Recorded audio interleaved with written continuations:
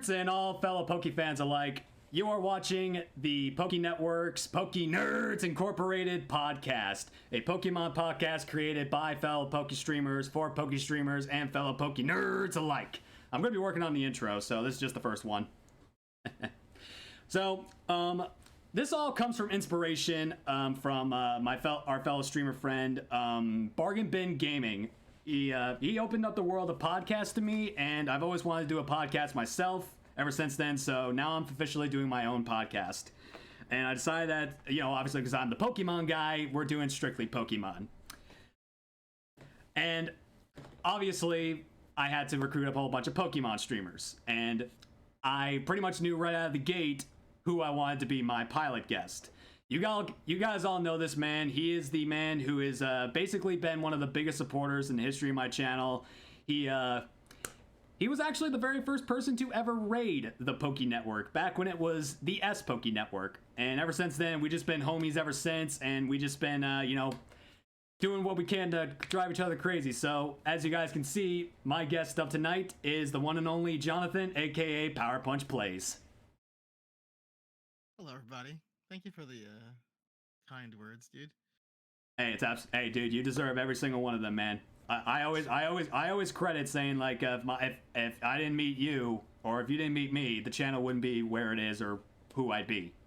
Yeah, this is a good idea. I'm excited for this. It's gonna be fun. So turn up John a bit, Discord, if you can. Was that good enough right there? All right, let me turn up John a little bit. Want me to just talk louder? Would that help? I'm not usually very loud. I maxed out your volume. You should be good. This one, John wasn't hot. All right, I maxed out John's volume. All right, so as I said, this is a Pokemon exclusive podcast, and this is basically a chance for not only myself, but also fellow members of the Goon Squad, and also your community, which I believe you have not even named yet. Oh, no, they have no name. Yeah. So, tell John to get ready. Tell John to get to it and start actually, giving this channel a name. Also, I will be alert, everybody. There won't be any alerts in this podcast, and there are only 2 redemptions: hydrate and ask us a question. So, any point during the stream, there's a maximum of 5. So you guys have 5 chances to ask us a question while we're talking about Pokemon stuff. So that's gonna be the gist of that. And we have a variety of Pokemon talking points to get us going. And I'm about ready to start talking Pokemon because of how this has progressed so far. I'm watching the trolls of my channel just making fun of me the entire time. So. Well, I like to ignore the troll. I just ignore the trolls because that's just how we are. They're good. They want to know down why I'm bad so for John fan club. What the crap? Yeah, you see, this is what you opened yourself up to, man. I'm sorry. Hey, I don't care, man. I told you were gonna be the. Hey, even if I had to drive to New York and like hog tie you and bring you here, you were gonna be the pilot guest. I'm here. It took some time, but I did come. Yeah, around. You finally agreed to do something with me. Listen, it's usually a fight. I usually have to go kicking and screaming. So. Yes, exactly. You have to go kicking and screaming, and then I just have to basically just give up because I don't want to fight. Big groupies like that, Donna. All right, so first topic I want to discuss. Yeah, first topic I would like to discuss. This is basically a basic intro between both the content creators. So for the first one, it's going to be me explaining me in general, but future ones I probably won't explain too much of myself. So the first one you're going to get more in-depth definition as to who I am and then also who John is. So John, you're the guest. So please give a origin of your channel name and just a good retrospect or small summary of how your Twitch journey has been so far. Origin of my channel name. My channel name comes from an old review site that I started back in 2017 with a friend. We used to review comic books for Power Rangers, Transformers, and G.I. Joe. We had access to all of the previews, all the links, everything from the IDW, Boom Studios, and then I used to do some toy reviews on there, and we slowly just kind of like phased out, dropped it. The website still exists; you can find it. Some people have found it. It's still there. Oh, really? I still pay for it, and I just evolved that into It was Power Punch was the name of the website, and I evolved it into PowerPunchPlays, and I started this in 2019, I believe. As a whim, I was watching. Even funnier, I was watching Mario Maker streamers on YouTube, and that's why I started streaming. And I was like, I could do that. I'm terrible at Mario Maker. You don't want me playing that. So Wow. yeah, yeah. And I did variety content for a long time until chat beat me down and made me start doing shiny hunting.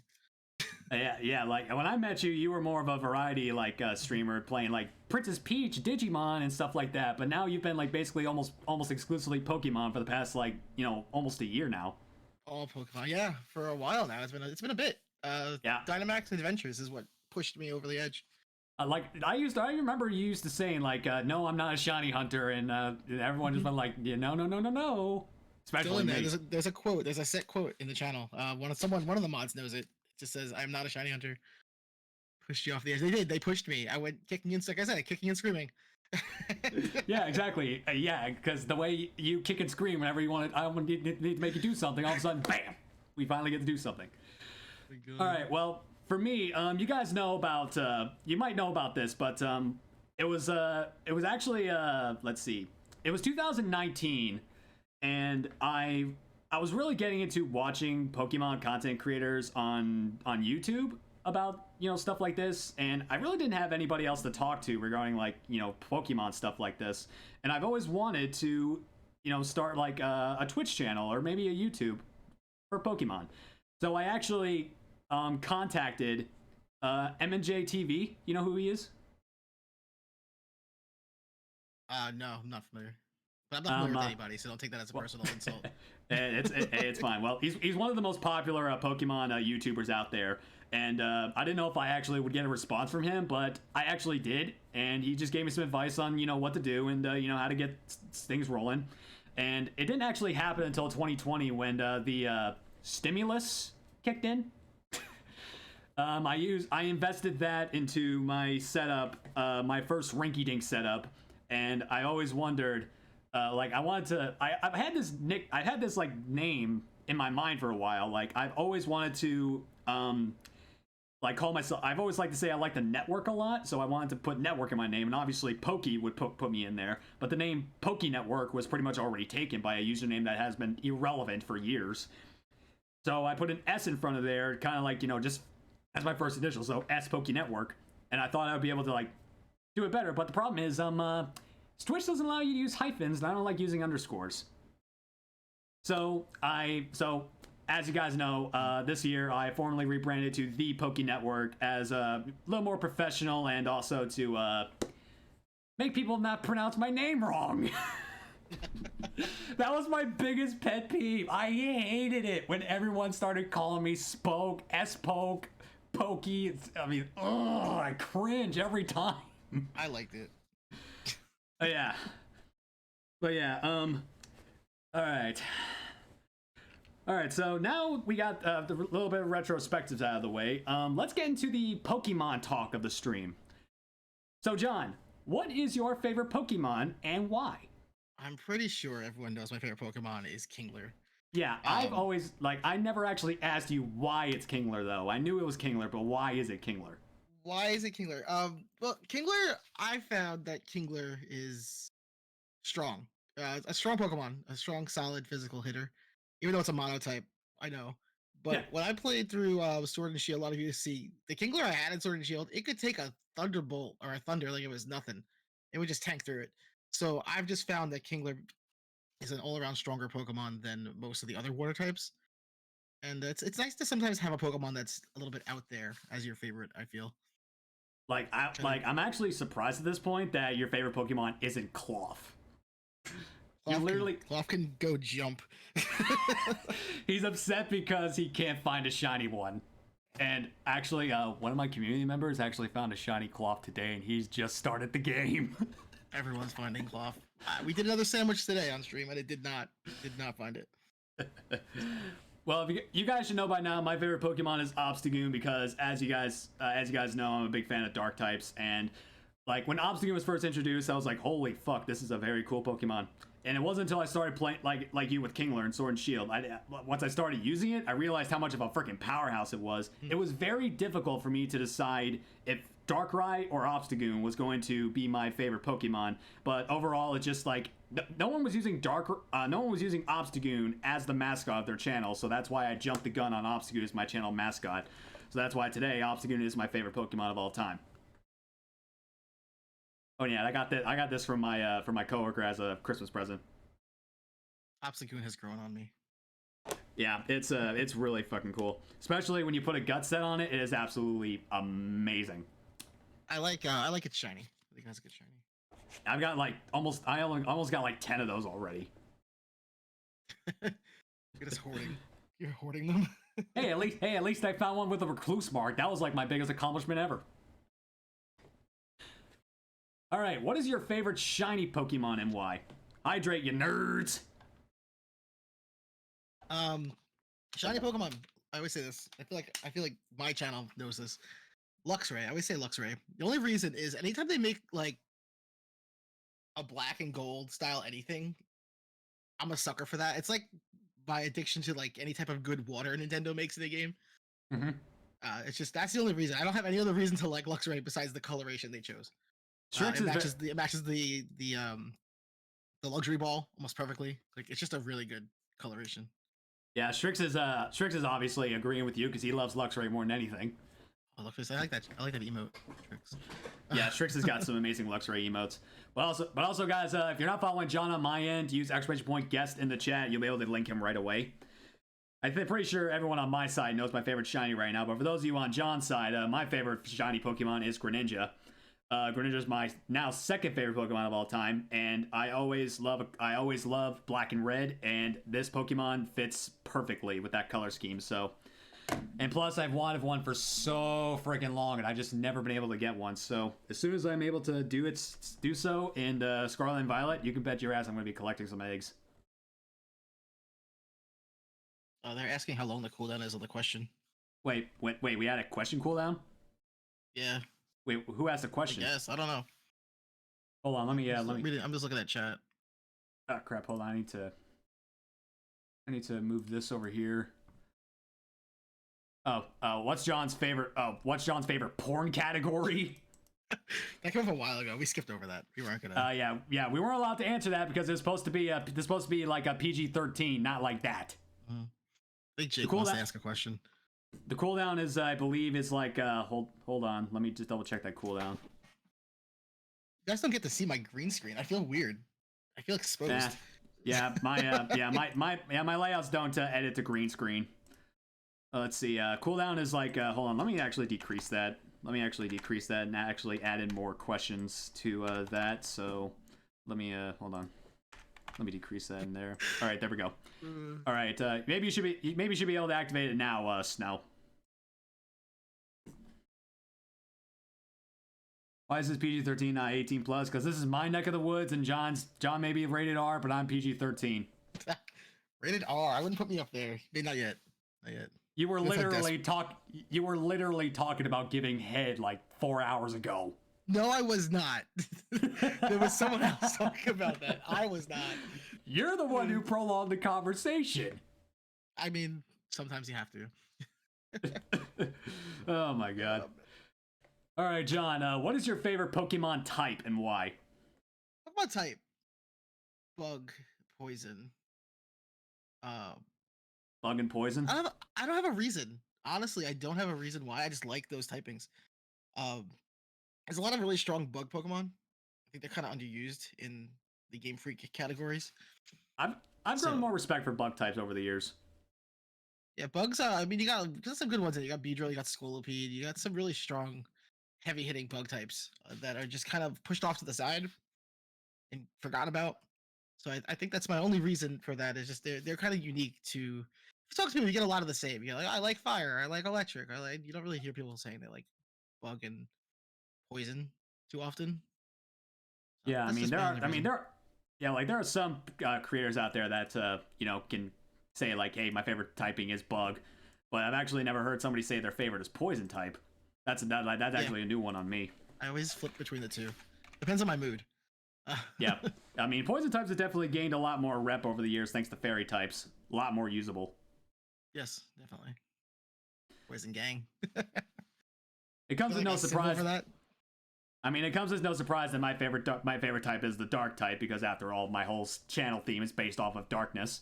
I mean, hell, even as we speak, this layout is actually a futuristic of my Dark Kingdom theme.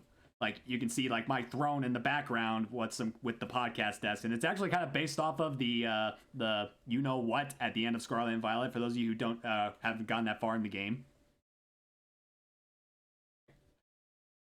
Oh yeah, look at that. Huh. Sorry, I was looking at it. yeah, I can feel you there.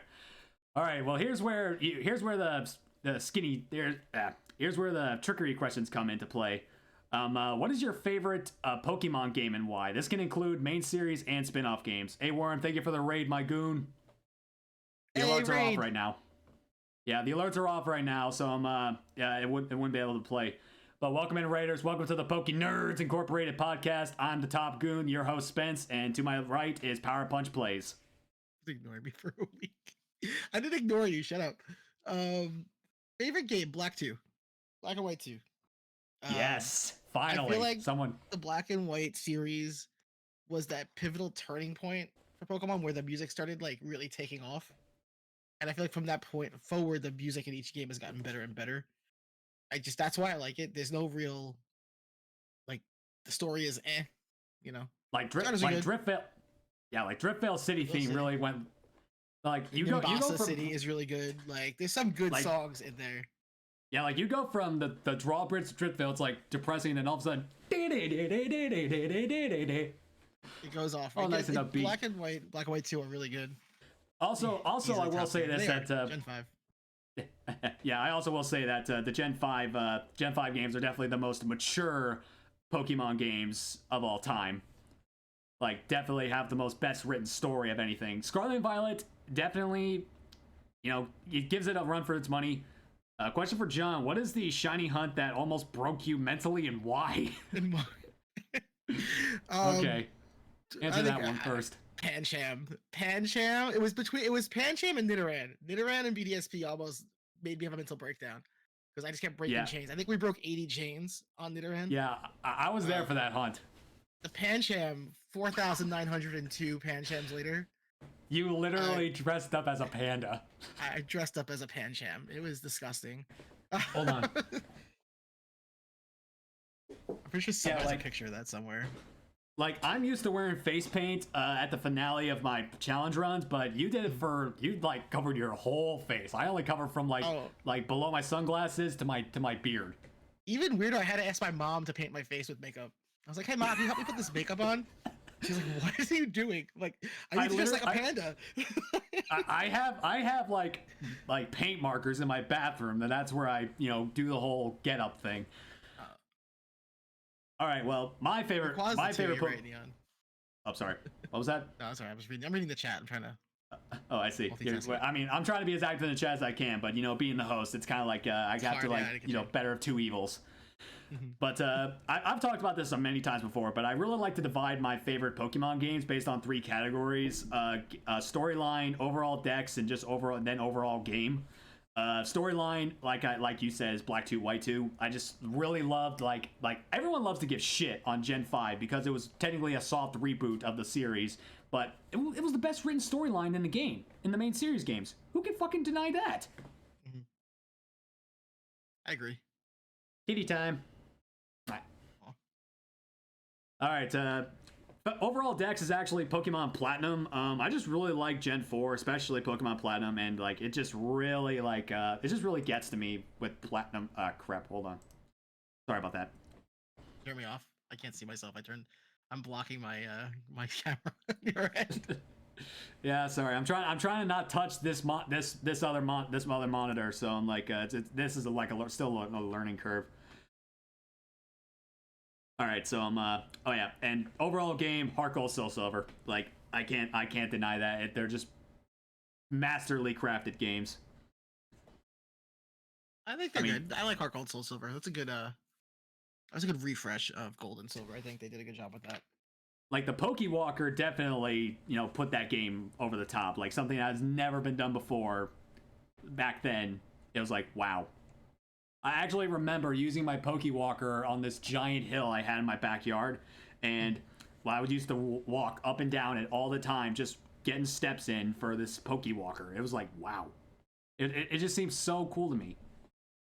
I used to just leave mine on the washing machine. Who's what? I used to just leave it on the washing machine. It would count steps because it would vibrate. Oh my god! Yeah, Just so leave it on top. if I was doing laundry, I would just hook it to the washing machine, and it would vibrate, and it would count steps.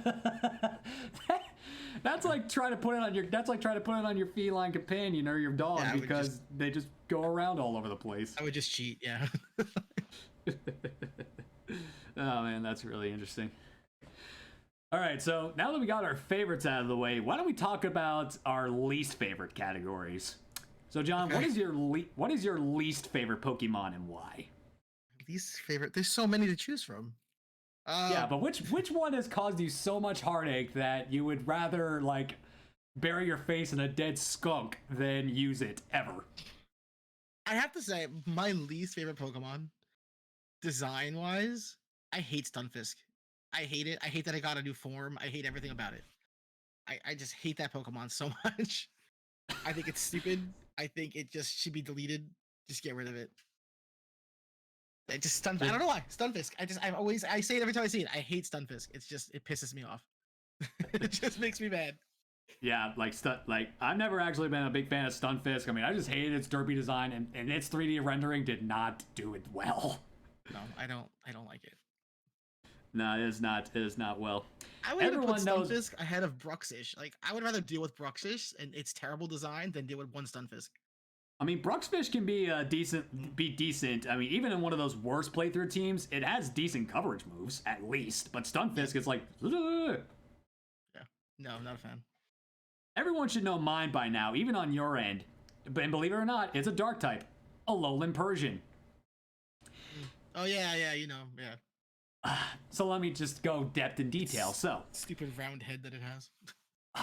So when this thing was introduced, I was like, ew, design-wise, it's just absolutely fucking horrendous. And then when we finally get, like, Nanu, the closest thing we got to a dark type before Generation 8, finally, a dark type specialist that we have to face as, like, a boss battle. And yet, his ace is one of the stupidest looking Pokemon I have ever seen. And on top of that, there was so, like, if it had to be in a lowland form dark type, he could have used the lowland muck. But no, it just had to be this goddamn piece of shit cat that looked like it just swallowed a fucking watermelon and it stayed in its fucking head. And it's like, every time I see one, I just want to freaking punt it to the moon. Like, literally, punt it so hard to the moon that it would never see, it would kick it so hard that it would kick it towards the sun. And it would go there. That's a lot of heat. Yeah, way too much heat. I hate a lowland Persian with a passion. So much so that Trix made me hunt it via channel points. Well, not a lowland Persian specifically, but in eggs. A lowland Persian through a lowland Meow through eggs. Oh, God. Snow just sent me the panda photo. Panjam? Oh, no, God. you with the panda photo. Yeah, hold on, the panda photo. My light, That's me. My light is too bright. There you go. There's John in a panda costume, everybody. I've seen wars, believe me. My sister like decked me out in makeup one day. I was so defeated at that point when I took that picture. I was just so done. I could see the defeat in your eyes. Like every time I'm done with I'm glad that I use these because Darkrai has definitely earned its spot as like the one hunt I don't want to do anymore, but I gotta do it. Mm-hmm. I got you. I got a question for Pixel right now. Pixel, why do you hate Delibird? Pixel hates Delibird? You said he hates Delibird. I mean, I got nothing against Delibird, but I mean, it's not. I mean, it's not that bad. I mean, obviously, it's useless in battle, but it can. I did an entire Sword and Shield run with Delibird only, and I got to Leon. I was there for that. It's a decent Pokemon. Yeah, I was there. I was there for that. Didn't you use a shiny one too, or was it just the regular one? No, I did. We did Amoonguss. We had two Amoonguss. Oh, that was the And Amoonguss shiny one, and not the non-shiny, Delibird. yeah. Yeah, it was that one. All right, so Well, that's not justice. I get you. I get it. all right, well, John, what is your least favorite shiny Pokemon and why? Can I group them all together? Can I put a group of Pokemon? Sure. We have First plenty of of time all, to talk. all right, two categories here. Anything that is like slightly lighter or darker can go f itself. You can say fuck, dude. I cursing is allowed. You can say fuck. I didn't want to offend Pixel. Uh, yeah, it can go fuck itself. Anything slightly lighter, slightly darker, I hate it. I hate everything about it. Slowpoke, Jolteon. Who else is in there? Jolteon goes from yellow to green. How's that slightly different? Not and yet to you're me. the one that's using. Not you're to the one me. who's using Jolteon and shiny Jolteon look exactly like this. You see my shirt right now? This is what it looks like. Same no, freaking your color. Jolteon goes from your yellow on your shirt to your green screen. That's what it looks like to me.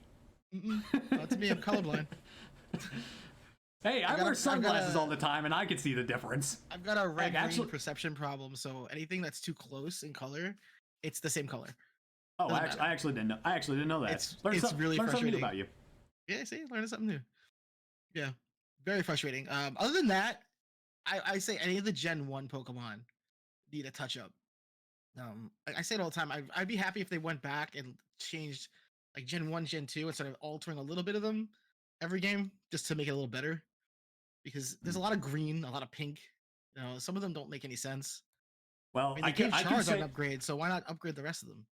Well, everyone would say that the going from pink to green on Dragonite is a bad call, but now because I helped set 3 fucking world records with it, I can't really say I hate it. That's true. Yeah, like you need to get into the Gen 3 challenge, dude. You'd rock at that. I have to see. It depends on my time. I like to commit to stuff. I don't think I'm gonna have the time. That's why. Yeah, I mean, I usually dive into most shiny hunting competitions I can possibly find, but this year I'm trying to focus more on my content creation and also the podcast. So I'm gonna be like steering away from most like online competitions and like things and whatnot. I'm definitely gonna be doing the Gen 3 challenge, but I digress. My least favorite shiny. It actually got introduced in Scarlet and Violet. I used to say it was Regice for the longest time because, you know, that subtle difference is just borderline pointless. But now, they really screwed up with the Charcadet / Armarouge / Ceruledge line. They really fucked up with that line. Just changing the eye color? Yeah. That's worse than that's literally worse than Regice. Regice, its whole body changes to a lighter, to a darker shade of blue, but yet that whole line, all they do is change eye color. It's like me taking my sunglasses off and showing you guys, yo, I got brown eyes. My eyes are still here. Like, that's the only difference. That's true. It sucks so bad. Like, when I saw that, I was like, oh my God. I was so disappointed. They could have rocked those shinies. They could have made it so epic, but instead, they just threw it in the crapper. It's one thing I've learned about. Okay. Yeah, no, you. I was saying there's one thing I've learned about Game Freak is they always have a method to something they do. And there's just got to be some weird reason. They most likely didn't want those Pokemon to look any different shiny than they are regular for some odd reason. Maybe there's something coming out with the anime. Maybe there's something going to be going on. Who knows? But a movie, I don't know. It just seems odd. You're right. It's a weird choice. Like the shinies used to be developed by an RNG, but now they actually take time to actually think about the shiny coloration. I mean, the obvious answer for that would be Sandygas, because it's a real world example as to there's brown sand in the world, and then there actually are beaches that have black sand, so it's a perfect shiny. Applin also. Applin's a good one. Yeah, going from red to green, like those real world differences are what I really like. They could have at least like swapped the color palettes of Armarouge and Ceruledge and just called it a day. And no, they just went ahead and changed the eye color. It's absolutely fucking ridiculous. And Game Freak has shown that they're willing to go back and fix shinies. They just fixed Combustion in Sword and Shield. They went back to its original coloration. Yeah, they changed it back to its Gen 3 counterpart. But I also will say that the worst shinies, we like to say, have gotten a little bit better thanks to the 3D rendering. Like Garchomp, you can see it a little bit better in 3D rendering than in like 2D pixels. Or as I used to, power generators that are too strong. Yeah, I was reading that too, actually. Yeah. See, that's also a real world difference because like electricity can be so hot that it turns blue. It's like fire. I wish they would do more blue on the fire types. Oh yeah, like blue flames. Man, like you know, Rapidash. actually, if Skeledirge, like Ponyta had blue flames, but Rapidash is purple, which makes sense because depending on like what you put in fire, like what compounds you can put in fire, it like changes the color scheme. Yeah, exactly. All right, what is your least favorite type and why? And I feel like I already know the answer. I hate dark types. I do. I think your chat's gonna hate me. I hate dark types so much. See, that's the only that's like where John and I are polar differences. He would rather like eat a cactus than use a dark type. I will use cactus. I will. I don't know. I just the dark type. It's the weirdest type addition to the game, and on top of that, it's weak to the weirdest shit. It's these big bad dark types, but they're weak to fairy and bug. That was what they chose. Fairy and bug. I mean, like fighting. Bug types. Fighting doesn't count because that makes sense. But like, I guess fighting, you're punching the dark. I don't really know what that's for. But most of them make sense. Like some type matchups make sense to me. Like psychic being scared of ghosts and bug and fears, right? Fears. That's what psychic's weak to. Yeah, scared of the dark. That's yeah. Then you come to the dark types. It's like, oh, darks are scared, weak to fairy and bug types, and you're like, why? That's why the dark type was introduced. That's why steel and dark were introduced because they wanted to nerf psychic types in Gen 1 because they ruled over everything. The only thing that could hit psychic types with super effective was Twin Needle on Beedrill, and it was a poison type, so you were gonna get killed no matter what. Yeah, and what was I supposed to say? Cockroaches are creepy. That's true. That's true. Yeah, cockroaches are creepy. Games YT brought up emo, so I figured I should share this. I can go full-blown emo whenever the fuck I want. Alright, well, my least favorite type is one we just brought up because of dark types. I don't like fairy types. I just, like, for a simple reason, they made previous Pokemon fairy types that didn't need to be fairy types, like Snubble and Gramble. What about them screams, I'm a cute little fairy? Huh? Snubble's cute. Come on. Look, I know you're a dog person, you can say that, but I'm not a dog person, so that's why I say that. I mean, I get it. I get it. I feel like a Alolan Meow should have been a fairy type, personally. Personally, it has that fairy type vibe to it, like. I think if Alolan Persian was a fairy type, I hate it even more than I do now. Fairy dark type. Hey, I absolutely love Grimmsnarl. That's like the only fairy type. Like Gardevoir and Grimmsnarl are like the only two fairy types I can actually stand because I've actually used them before and they're pretty decent. Also, Rip Loki. What? Okay, go. I was about to say Rip Loki the Sleepy from the first ever Dark Lock. But anyway, you were saying? I don't know what I was saying, to be honest. I was gonna say something stupid. Hey, saying stupid is perfect here because. What was I gonna say? My brain just shut off on it. It was something about fairy typings. I just don't remember what it was. It wasn't anything important. Oh, it was kind of weird because like you had all those typings, right? And there were normal types, and they all switched to fairy. And you really don't get that many normal types anymore if you think about it. Like how many normal types came out in the last 100 that just released? You know, come to think of it, that's actually a decent. I can't name one. There's probably a bunch. I just can't name. I mean, we got Dunsparce and the Upper Olivia branch. I still can't fucking pronounce that Pokemon's name if my life depended on it. What? Upper Olivia, the small evolution. I can't pronounce that name if my life depended on it. I say Arbolive or whatever. Arboliva? I don't know. Arboliva? Arboliva? Arbolivia? I don't fucking know. I'm the last person to pronounce any Pokemon name correctly, so you're not going to get the right answer from me. Hey, I was literally mispronouncing Persephone as Persephone because I didn't know how to fucking pronounce the name.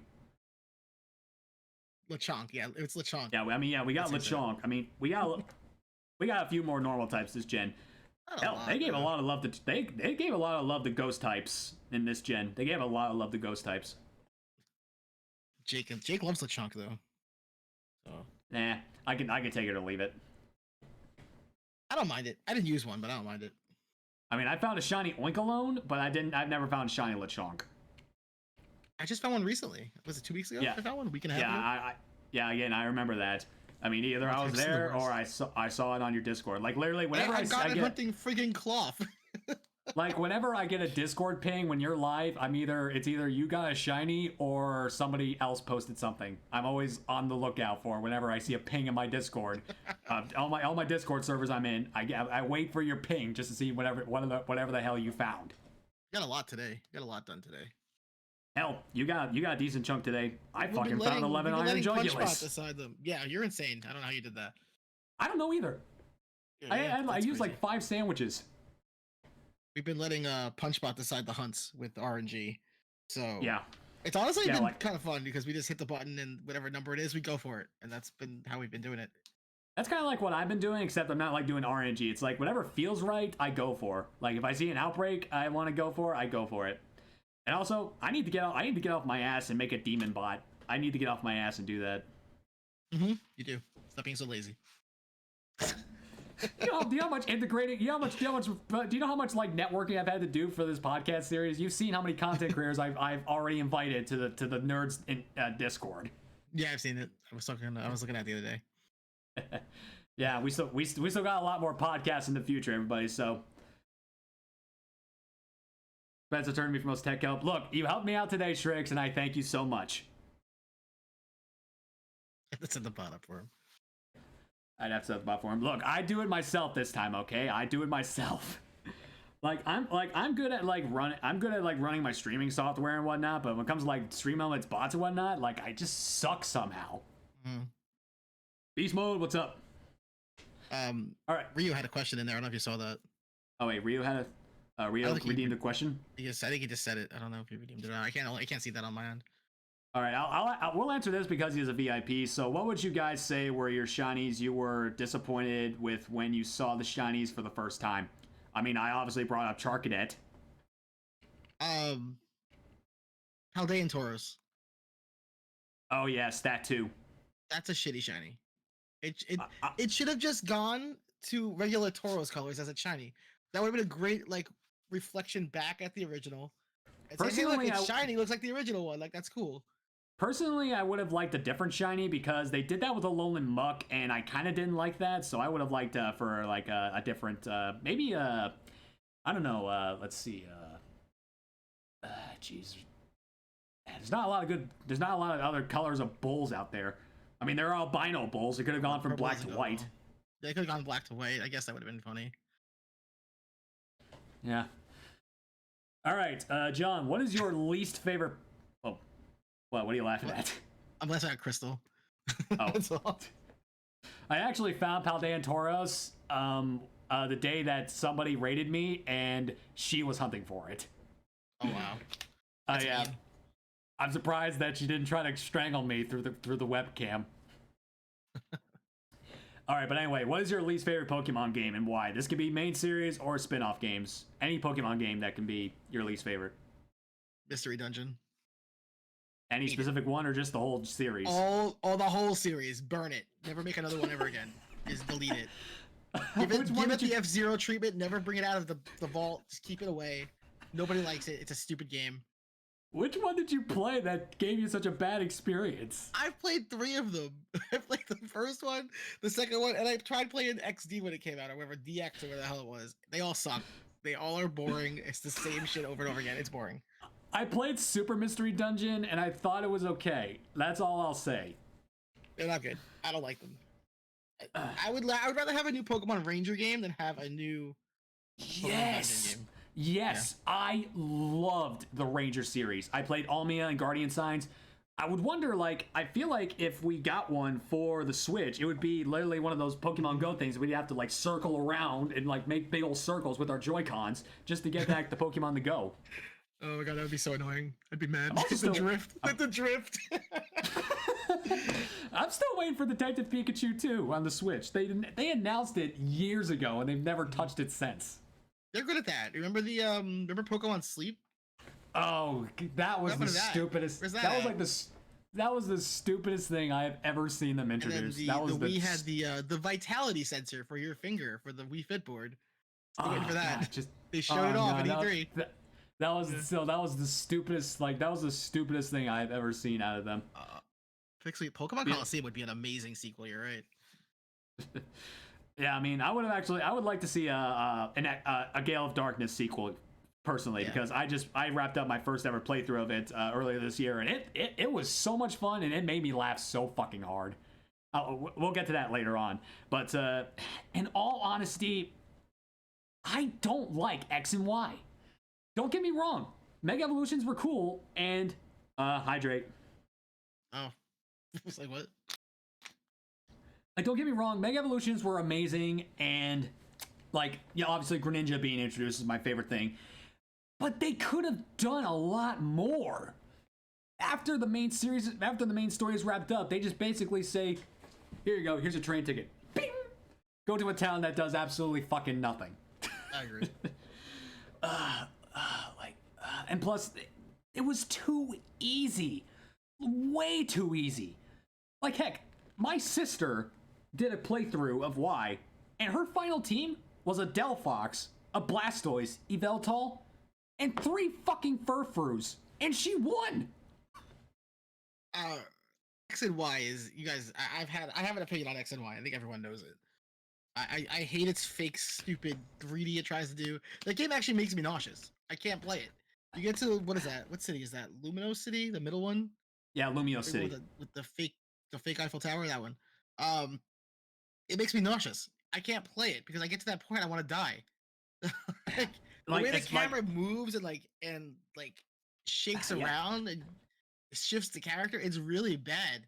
Yeah, like the camera motions are definitely some of the worst aspects of X and Y, especially in Lumio City. If you turn on the 3D setting on that thing, you're probably going to actually friggin' wind up getting a seizure, probably. Yeah, exactly. Oh wait, what am I doing? I need to do this. Looks like there. Riggs was asking about the cooldown on the question again. I don't know what it's at, so. It's like every 10 minutes. I need to put it at like 5 minutes. I need to like put it on like 5 minutes or something. Because like I didn't know how exactly this was gonna go tonight, so I just like wanted to put a cooldown on like questions. I got you. The X and Y Pixel was there for my X and Y randomizer. We never got past that city. I stopped. I actually had to walk away from stream. I got so dizzy. I was like, guys, give me 5 minutes, and I left. Yeah, I think I was there that day. So yeah, that's a max redeem. I changed the max redeem.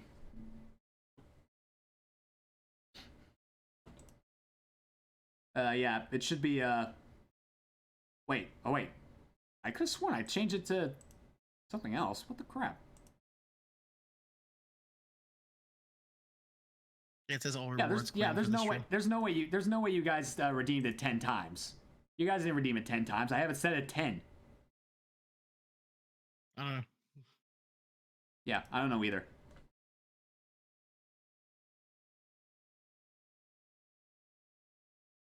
Yeah, that's really weird. Actually, just for this one until that channel play redemption's fixed, just highlight your message and we'll go ahead and answer the question. But be scarce. Just be scarce about your questions. Just highlight your message and then we'll try and answer your questions. Okay, guys? Just until I get that channel play redemption fixed somehow.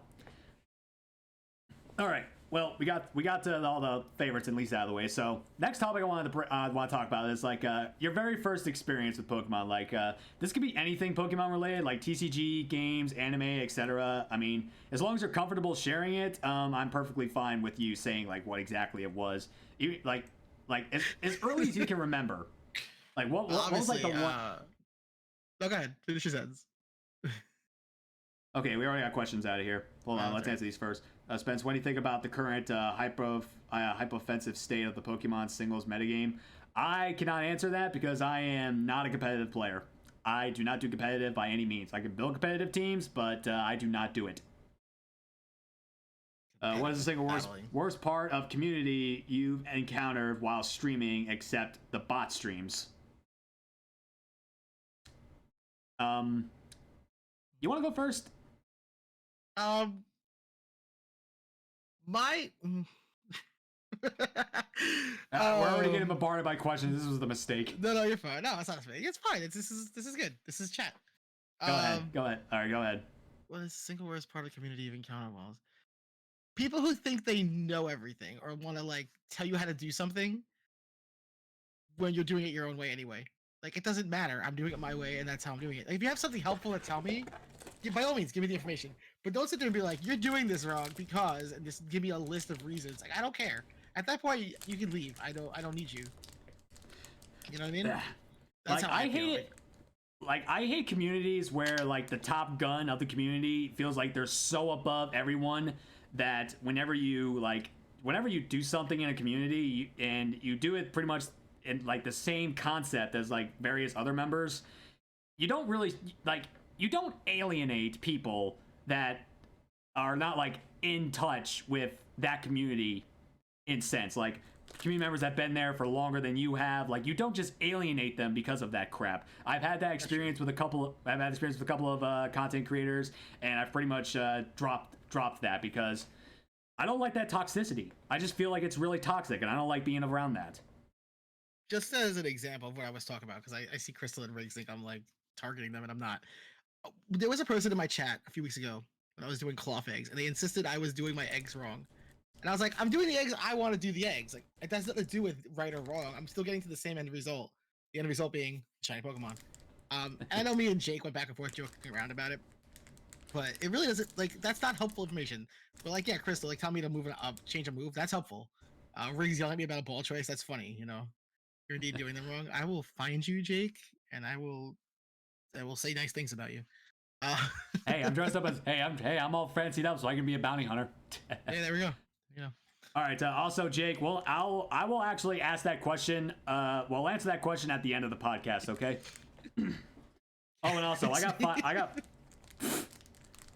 Okay, we got also before we go anywhere, I got 5 gifted subs, so I got to open up a card pack. Energy guesses. Oh, nice.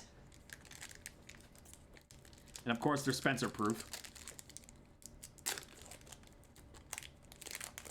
And of course, Jake guesses dark right out of the gate. Look at all those guesses. Good luck. Heck, this is the most guesses I've ever had. I mean, whenever I open card packs, I only get like maybe 1, 2, 3 guesses. You get like 20 guesses every time you open up a pack of cards. They popped an ETB today and then didn't guess the energies. I don't know what everyone was doing. It was a few people every time. It was weird. I like wear this on my glasses for the stream. I don't know. Whatever. We got a fire energy. No one actually guessed fire. Oh, really? No one guessed fire? Oh, wow. Yeah. We have a regenerative energy. We have unidentified fossils. What the heck? So many freaking EBT cards. V-Guard energy. We got Fungus. Sandy Gas. We have... What the fuck is that? Oh, it's Relicanth. Alucha. Togedemaru. Reverse Hollow. Oh, wait. I see something special behind here. I see something special. Reverse Hollow. Dupe Fighter. And... Yo, we got a full art gym trainer. Oh, shit. Look at that. Cool one. Dude, the best card I ever pulled was that super rare Lugia V. Oh, really? Actually, before... yeah. Yeah, hold on. I'll pull it up here. Actually, impromptu question. What is the best card you've ever pulled on stream? I know nothing about cards. Like, all right. Well, what we just pulled. Actually, do I still have it here? Yeah, I just pulled. Yeah. What was your favorite pull? Yeah, and also Shrix guessed a Rainbow Unknown, or he called a Rainbow this card. The other day. I just pulled. I don't know if it's gonna show up right. Oh, Rainbow Irida? Nice. Yeah, that was pretty cool. I like the rainbow cards. I think I have a Rainbow Alcremie somewhere. My only rainbow card is my Rainbow Unknown, which Strix actually, he predicted a rainbow, but... I pulled like 4 of these last week. or the week before. Oh, you son of a bitch! I have so You many son of a them. bitch! Like, here's another one. They're just sitting here on my desk. Dude, They're I'll not say, saved dude, yet. if you don't want those, I'll give you my mailing address. Just mail them to me. Yeah, those But yeah, I got, but yeah, Lugia V Secret Rare and also Rainbow Unknown. Ah, Rainbow Dude, Unknown is I got, cool. but yeah, I got that and also these two Secret Rares in the same weekend. I know Ice what Rider card I like. Calyrex. Oh, that's What? cool. That's really cool. Yeah, I Ice Rider pulled Calyrex. the shiny gold Mew from Oh, the 25th anniversary pack. That's probably the no. best one I pulled so far. Wow. Yeah. That's killer, dude. Beast down, baby. Yeah. I got that one. That was weird. That was a weird day. All right. All right. Well, on to the actual topic. First experience. Like, what's like your first memory you can think of when it comes to Pokemon? All right. I'm gonna date myself. So chat, shut up. Especially Jake. So when Pokemon before Pokemon aired its anime, okay, we're gonna go back now. Welcome to 1995, 4. 2 years before I was born. I received in the mail from Nintendo a VHS tape. The VHS tape was for Pokemon. I don't know how they got our address. Couldn't tell you. It was for Pokemon. It was the first episode. And it went through like, this is Pokemon. This is what Pokemon are. This is what they're like. This is what they do. And it's a whole information video tape, like a VHS tape on Pokemon. I wish I could find it. It's my parents probably have it somewhere in a box. But it was that's the first thing I saw of Pokemon, and then the anime aired like I think a couple months later, and I used to watch it every morning before school because it aired at 6:30 in the morning, 7 in the morning before school every day. So that was the first thing with Pokemon. Then the game started coming out and everything, and John's old. Yeah, John is very old. Hairline's messed up. Hear about John's first time. Oh my god. I do get AARP mail, but not because I'm old, because they have me mixed up with my dad. So Are you a junior or is that just like? No, they're just stupid. Oh, I see. Yeah, organized being stupid. I think like the earliest memory I can recall with Pokemon is like I won't. The guy's kind of a tough topic for me to bring up, but my brother used to have these VHS tapes with Pokemon, and like one I can recall that I first ever watched was like this 3-episode cassette. It had Pokemon Shipwrecked, Island of the Giant Pokemon, and Tentacool and Tentacruel. And ever since then, it's like, yeah, like ever since then, it's like this just boggled my mind and amazed me. And then I like got introduced to Pokemon cards, and it's like, wow, these things are cool.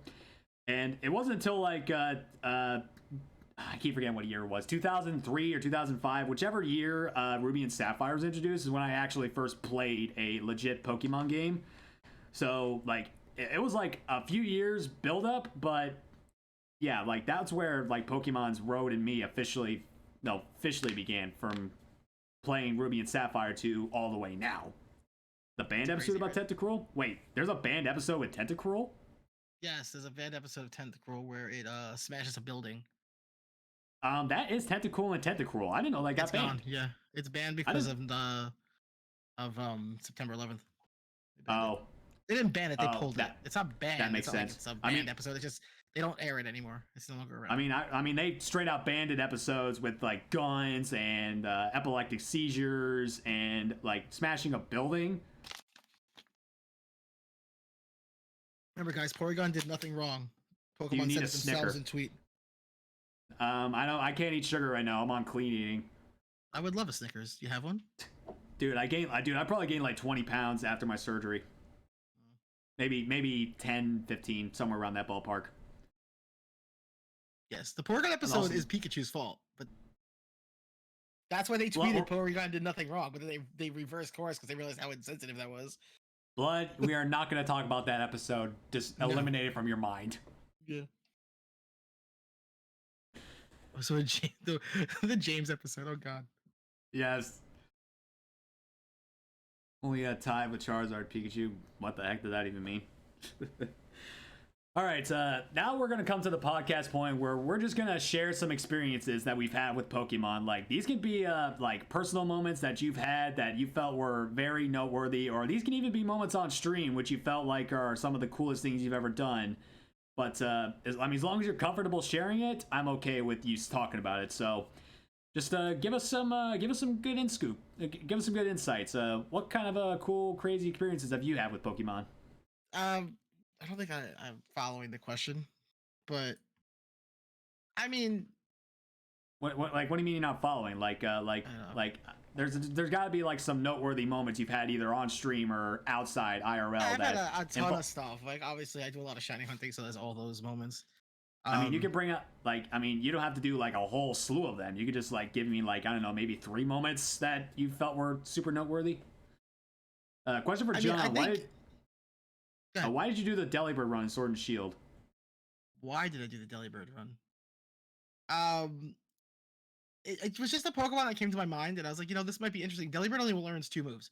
It learns Present and it learns Drill Peck, but it has a slew of TM, TR moves it can learn that you can interchange as you go into each gym, and that's what I used to get through the game. So it was interesting to have that ability to make Delibird kind of like a Pokemon that you don't use. 4 times weak to Rock, first of all. So getting through like the Fire Gym with it was a big achievement. Things like that. Jake. Life-size Lucario plush. Not the life-size Lucario plush you sleep with every night. But also another question. Like that, man? Also another question. What's your favorite part of this community, except me, of course, Punch? Part of the community? See, it's funny because Pokemon itself, the community has this, I think, negative connotation against it, where like everyone just sucks. But I feel like the circle I've created with the people I know and people I interact with, it's a healthy balance of like, John, you're an idiot, but also like they care. So I feel like I'm an idiot, yes, but also people care. And that's a rare thing to find. And I think it works both ways 90% of the time. So I think that's my favorite part of the community itself is just like I could reach out to any one of you at any point and say, hey, yo, can I talk to you? And it could be about anything. And you're not going to sit there and make me feel like stupid about it, Unless you're Jake, then you probably will. Call out to Jake. Nah, he doesn't. He listens to me bitch all the time, man. Yeah. I complain to him all the time. But yeah, my DMs are always open for you too, bro. Absolutely. No, I message a lot of people, so it's like, and sometimes I don't message anybody. Yeah, I'm just pointing out the obvious. Like me, like I knew that going into this, like my community had to be very accepting of the fact that like I got a lot of like mental baggage, considering everything that's happened to me, including like my whole disorder thing and like everything that's happened between me and my brother. But I mean, after I revealed the truth about what happened between me and my brother, like I thought like people would be really negative towards me and they wouldn't like actually have like accepted me for who I was, but everyone gave me such positive support. I mean, you actually knew about it before anyone, or because I included you in my in that secret chat. Yeah. But everyone was so caring and understanding, and like it just really opened my eyes as to like the community that I truly built. Like obviously they can really get on my nerves, and they can make me want to pull my freaking ponytail right out of my skull. But at the same time, I know they love me with every fiber of their beings. And my cats as well. They love the cats more than anyone. Even probably love the cats more than me. Not really, but that's why I don't let them see my dog. I don't want to be outnumbered by my dog. So. Yeah, I can feel you there. But yeah, like back on the topic of experiences. There's the thing. Strix. With the thing. Oh god.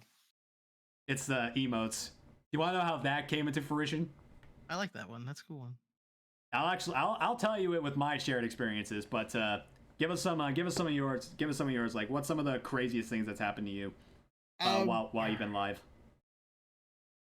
I mean, in the channel in general, I think the craziest thing for me personally was switching off of the variety streaming and moving on to just Pokemon and then going into shiny hunting. That was a big jump for me. That was a big change. I think that I had posted a big like long thing about it before I did it because I did lose. You lose viewers when you do things like that, and I lost a lot of people that were constantly active in my channel. Uh-huh. But as far as with Pokemon and like the streaming stuff, any type of glitch that we find along the way, um, stupid things like that, the stupid like moments, like today, just for example, I opened up a picnic and Crabominable was just spinning in circles. Just standing there, wasn't walking, wasn't moving, just spinning in a circle. And it wouldn't stop. It did it for like 4 minutes straight. It just kept spinning. And I was like, this is the stupidest thing ever. I think someone took Also, a I clip know. of it today. So Actually, I know for a fact we can bring something up. One of your TikToks blew up. Like you getting stuck on Maridon, like that yeah, TikTok blew up. that did. That was funny too. I jumped Yeah. and I landed face down like on an angle and the game froze. It just got stuck. So I Yeah. clipped it real quick and it does reset you obviously. They must have known this issue was a thing and they created that reset. Yeah, But like yeah, that TikTok blew up. I didn't do anything to that one. That one just took off on its own. yeah, like you gained like 900 followers after that specific TikTok. Like you were near the same as me in TikTok wise, and then all of a sudden, bam, you jumped to like 1,000. Yeah, there's a lot of other TikTok's a weird beast. TikTok Yeah, is weird. I mean, I try my best to keep it like the way I like it, but I know I can obviously do more. I mean, heck, I just posted a TikTok about making that metal sign back there. I saw that. That was actually really cool. Yeah, I just basically took my old sign and flipped it around and then re-etched it. That's cool though. They're both now. Yeah, retro so yeah, day. I mean, actually, I stay retro because hold on, let me move my camera. I'm still using my old like Poké Network mat. Oh, you did a new one. I didn't fully get rid of the Poké Network. It's still with me. Yeah, I mean, Also- there's a lot that goes. There's so much that goes on in a stream, and I wish I could say like I remember everything that goes on, but sometimes there's stuff that goes on in the moment, and it doesn't stick with me. And then later on, someone will bring up, I'm like, oh yeah, that was that thing that happened. That was funny. But to be like in the moment and be like, oh, I remember like this random thing that happened 3 months ago. It's so hard for me to like. My brain doesn't work like that, and it Yeah, the just first doesn't. thing you said after you found Shiny Rayquaza was, "Where's Tina?" There's a couple clips where I yell, "Where's Tina?" When I got to Denny the other day, I yelled, "Where's Tina?" So, Yeah, that was a good one. But like, what about outside of Twitch? Like, any like cool moments regarding Pokemon that are like stuck in your mind, or like anything else? Outside of Twitch, not much. You'd be surprised the amount of things I don't do outside of streaming. But I mean, I did meet at one point. I met Reggie from Nintendo when he was still the president. That was cool. I met him Oh at wow. the Nintendo store in the city. So Nintendo has a store in Manhattan. It used to be a Pokemon Center. The doors are big glass doors with these big brass Pokeball handles still. Really Uh-huh. heavy doors. And they were doing an event for Mario's 25th anniversary, I believe it was. So he was there and let's say Miyamoto showed up. So I got a picture with him. There's a picture of me with Reggie floating around somewhere. I look terrified. But he was just walking around the crowd. Like we were upstairs on the second floor, and he was just there. And I was like, "Hey, can I get a photo with you?" He's like, "Sure." Like the nicest guy I've ever met. He was talking with us. Like it was crazy. Yeah, that sounds like a pretty down to earth guy. Yeah, it was pretty cool. It was a lot of fun. Sorry, someone like rang me on Discord just now. Huh. It was really weird. It was like a random number though. Anyway. Yeah. Like. Yeah, I mean, I'm pretty open about how my life is outside of Twitch. I mean, I tell people I work in a car parts shop, which is where I made that. And outside of that, I really don't do anything. To be honest, I just sit around, watch Twitch, watch anime, play video games. That's pretty much my life now. But it's a life I'm glad to have. As I said, I don't do much. I go to work 40 hours a week. Before Same. my job changed, so I got pushed to a new position.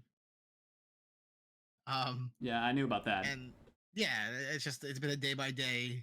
How long will I last at this point? So it's been a day by day. That's the truth. And I say that on stream. It's not like it's a secret. There's a lot of people that know. I'm just like counting down the days because I don't know how long I can do this. What they gave me to do. So we'll see. I was actually in industrial slavitude when I started streaming, and then I moved to the construction scene, and now I'm working a regular class job, which was the first job like this since I moved to this godforsaken fucking state. Don't get me wrong, Tennessee is cheap to live in, but I don't like it that much, to be honest. I see. You're the only 10 I see. You know how many times I've heard that joke, even before I moved. That's why I only half said it and made it like as ironic as I could. I knew Bella would get triggered off that. Look, meeting you guys was the coolest thing I've ever done. I love you guys.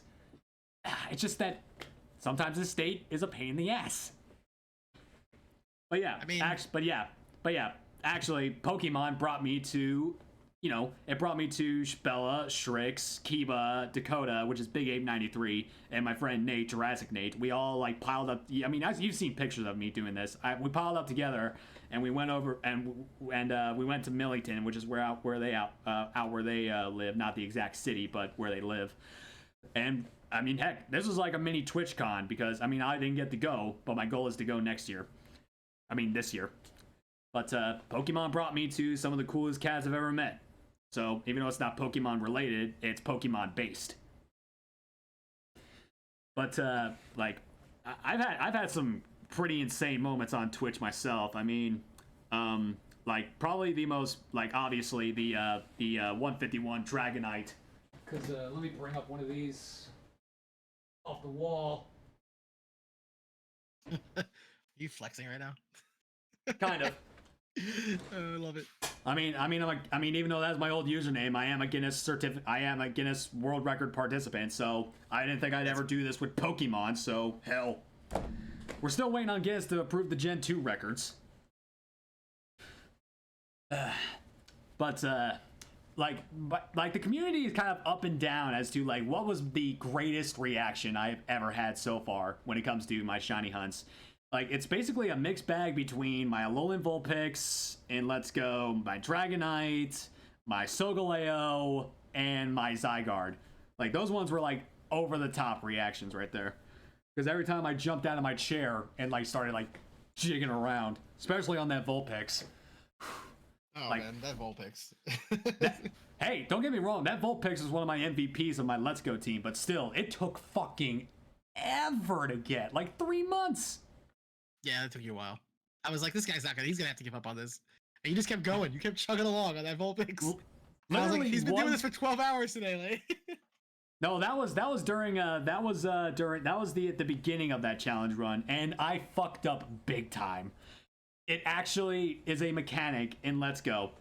You don't get shinies unless you enter Viridian Forest. And I never did.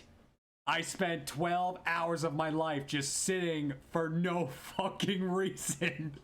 What a weird mechanic, too. Like, why Viridian Forest be the trigger? You have to unlock large and small Pokemon to unlock shinies. And I didn't know that. A learning experience, I'm sure. Yes, it was a learning experience, but at the very end I did complete the challenge. It took me almost a year. It was pretty damn cool. It's always a good thing. Yeah, it's always a great thing. Yeah, it's basically strict, so wasted 12 hours. Bella says, want to know the bad thing. What's the bad thing about that? Alright. So now we're going to move on to the part of the podcast where I basically looked up Pokemon-related news and speculations, and you and I are going to talk about that. Just open air, like just on the table, just whatever you think about it, whatever you want to speculate. That's what we're gonna say.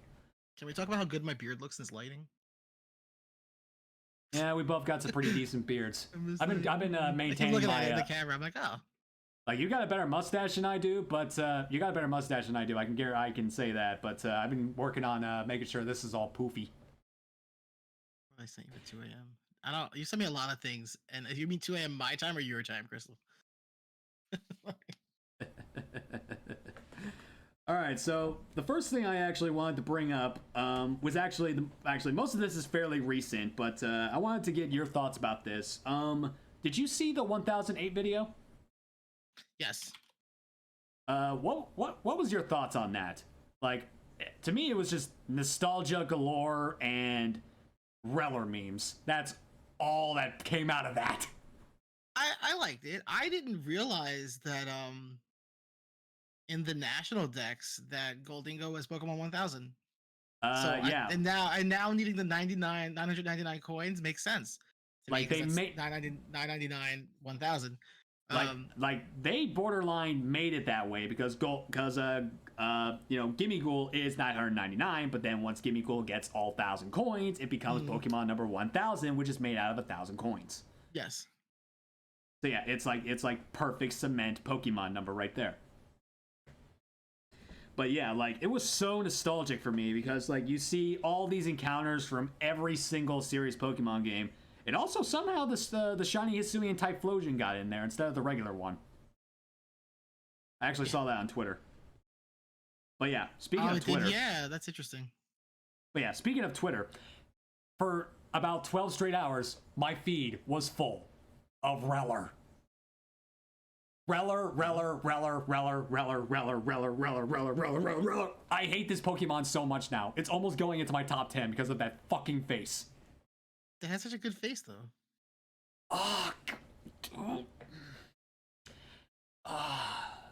I'm gonna try to keep as cool, calm, collective as I can.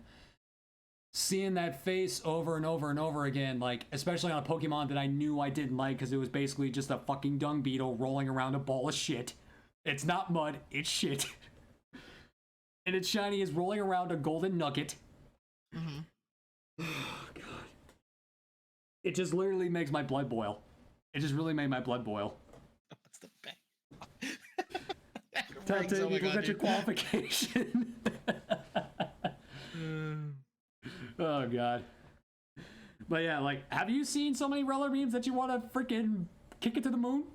I actually avoid Twitter actively. Yeah, Twitter. Unless someone tags me or like pings me or tells me they sent me a message, I don't look at it. There's plenty of times where I'll get a message from like Jake and he's like, "Hey, check out my Twitter or check out my tweet," and I'm like, "All right," like I'll go look real quick, like because I don't look at it. I just don't actively look at it because I don't like Twitter that much. Yeah, like it's like I used to say this with Crystal Redeemed Hydrate. Crystal likes me to drink. Like I talked about this with a friend of mine, Psychotic Gamer. I'm pretty sure you know who he is. Mm-hmm. It's another John we know. But he just tossed the bottle. Like I used to tell him how like we're like the polar opposites because he's more Twitter orientated than he's more successful on Twitch, but I'm more successful on Twitch than I am on Twitter. So you were really successful on Twitch and TikTok and stuff like that, but Twitter is like a borderline afterthought. I feel like such a boomer when it comes to Twitter, to be honest with you. Same, dude. Like I can't use it. I can't figure it out. Like I've tried. Me neither, dude. Like I try my damnedest and I try other things to let people know I go live, but like my tweets just like never get attention unless like literally the biggest attention that I got on Twitter was my accident. That's it. Oh God. Yeah, I don't know if I'm supposed to use hashtags on Twitter. I don't understand Twitter. I never will. There's nothing anyone can tell me about it that'll stick in my brain. I'm not allowed to have a cool little check mark because I'm on Android, not an iPhone, which is bullshit. You know? Yeah, like that blue check mark with Elon is like, damn it! I will pay for my check mark, but they won't let me. I'm not giving Elon. I'm not giving Elon a dime. I'm not giving Elon a fucking dime. Elon could have my babies if he wanted at this point. I just want my check mark, man. What's Twitter exactly? Yeah. All right. Well, what was really good on Twitter? You know my mod Remy. Yeah, I know Remy. His Twitter goes off. He does a lot of NFT stuff, but his Twitter blows up constantly. All right. Not Pokemon related, but I didn't even know what the fucking NFT was until South Park post-COVID. I did not know what the fuck it was. It's just a picture that you buy and then sell it to someone else. Yeah, exactly. I didn't know what the fuck that was until South Park, the post-COVID. I did not know that they were a thing or if they even existed. Crystal, you can only take me up on that offer if you have millions of dollars. And you want to give me a check mark. Oh God. Like we both could really appreciate a check mark on Twitch. I will say that. I would like a check mark on Twitch one day. Yeah, me too. I mean, I'm that's saying, obviously it. anyone's secretly rich out there wants to like take care of me financially while I stream 24 hours or 24/7. I'm down for that. So just message me. My DMs are always open. My DMs are always open as well. Let me Anyone know. got moolah? Anyone got moolah? Help out the unfortunate. Yeah, just let me know. I'll quit my job. I promise. I'll be staying home. I'll cook you dinner every night. Just let me know. You, yeah, Strix just brought up one of my top supporter Ritzels. Like, this woman has graciously benefacted me. She is like the top gifter, cheerer, donor out of anybody. Hell, the same day she donated $100, you gave me $100. Mm-hmm. Which again, John, you did not have to do that by any means, but you have no idea how much that helped me out, man. I like to spread the love when I can. That's not very often, but I like to do what I can. Some people deserve it. Some people don't. Appreciate you, bro. We'll leave it at that. I swear we're sending cat food. Yeah, they're still eating that cat food too, Strix. All right, I love that. Yeah. Strix bought me a whole bunch of cat food because I told him that I was low on funds and I could barely afford to feed myself, let alone my cats. I got you. And it happens. Yeah, Strix protects his lion pride. All right, another thing we could speculate is the poison terror raid that's coming up. They are graciously hiding it suspiciously. So, what do you think it is? Poison terror. Yeah, they've been announcing it on we got Score Bunny, we got Charizard. Like we got do they go fire again? Do they keep giving us fire types? Like we got speculation there right now that's like Sceptile, Greninja, Chestnut. They're trying to figure out a Pokemon that could benefit off the poison Terra typing because ever since the Terra raid 7 stars Terra raids was coming up, they always made it so the Pokemon's Terra type would benefit a move that the Pokemon can learn and was good for their best attack stat. A lot of people think it's Greninja, but the problem is Greninja's best poison move they can learn is Gunk Shot, which is a physical move, and it's obviously a special attacker. Gotta be a water type? You think it's gotta be a water type? I don't know. Like, obviously, it could be. I mean, it could be Samurott, right? I don't know what poison moves. Does Samurott learn a poison move? Hang on, let's find out. I don't know. I mean, we were speculating on what starters. Like, they're gonna probably stick with the starter theme that are not in the game, and they may not do Greninja because Greninja's already coded into the game and it's gonna be home accessible. So I think they're going to be doing it a Pokemon that's not home accessible for this gen. Strix is thinking Sceptile because like the best Sceptiles can be a physical attacker, and its best poison move it can learn is Poison Jab. Like, what are your thoughts on this? I hadn't given it much thought until just now, to be honest with you. It can't be Samurott. Samurott doesn't learn any poison moves. Like Jared, my mom was thinking about Delphox, but I don't know if it learns any poison moves either. I don't know what their plan is. Like, why give us two? You gave us Gen 1 fire type, you gave us Gen 8 fire type, right? So do you give us Gen 1 water type, Gen 1 grass type, and then Gen 8 water grass type? I don't know. Like they did Cinderace because the Chinese New Year is the year of the rabbit. That's why they did Cinderace. Oh wait, not Chinese, Japanese. I feel like there's gotta be a pattern. But again, it's Game Freak, and there's never a pattern. So I mean, they did Charizard first because Charizard's Charizard's the pseudo mascot behind Pikachu, and they did Cinderace for the Year of the Rabbit, and now it's like, yeah, it's like what is it now? Like, Blastoise would be cool. Actually, does Blastoise learn a special poison move? Does it learn Sludge Wave or Sludge Bomb? I can check. I doubt it though. Yeah, I don't think it does.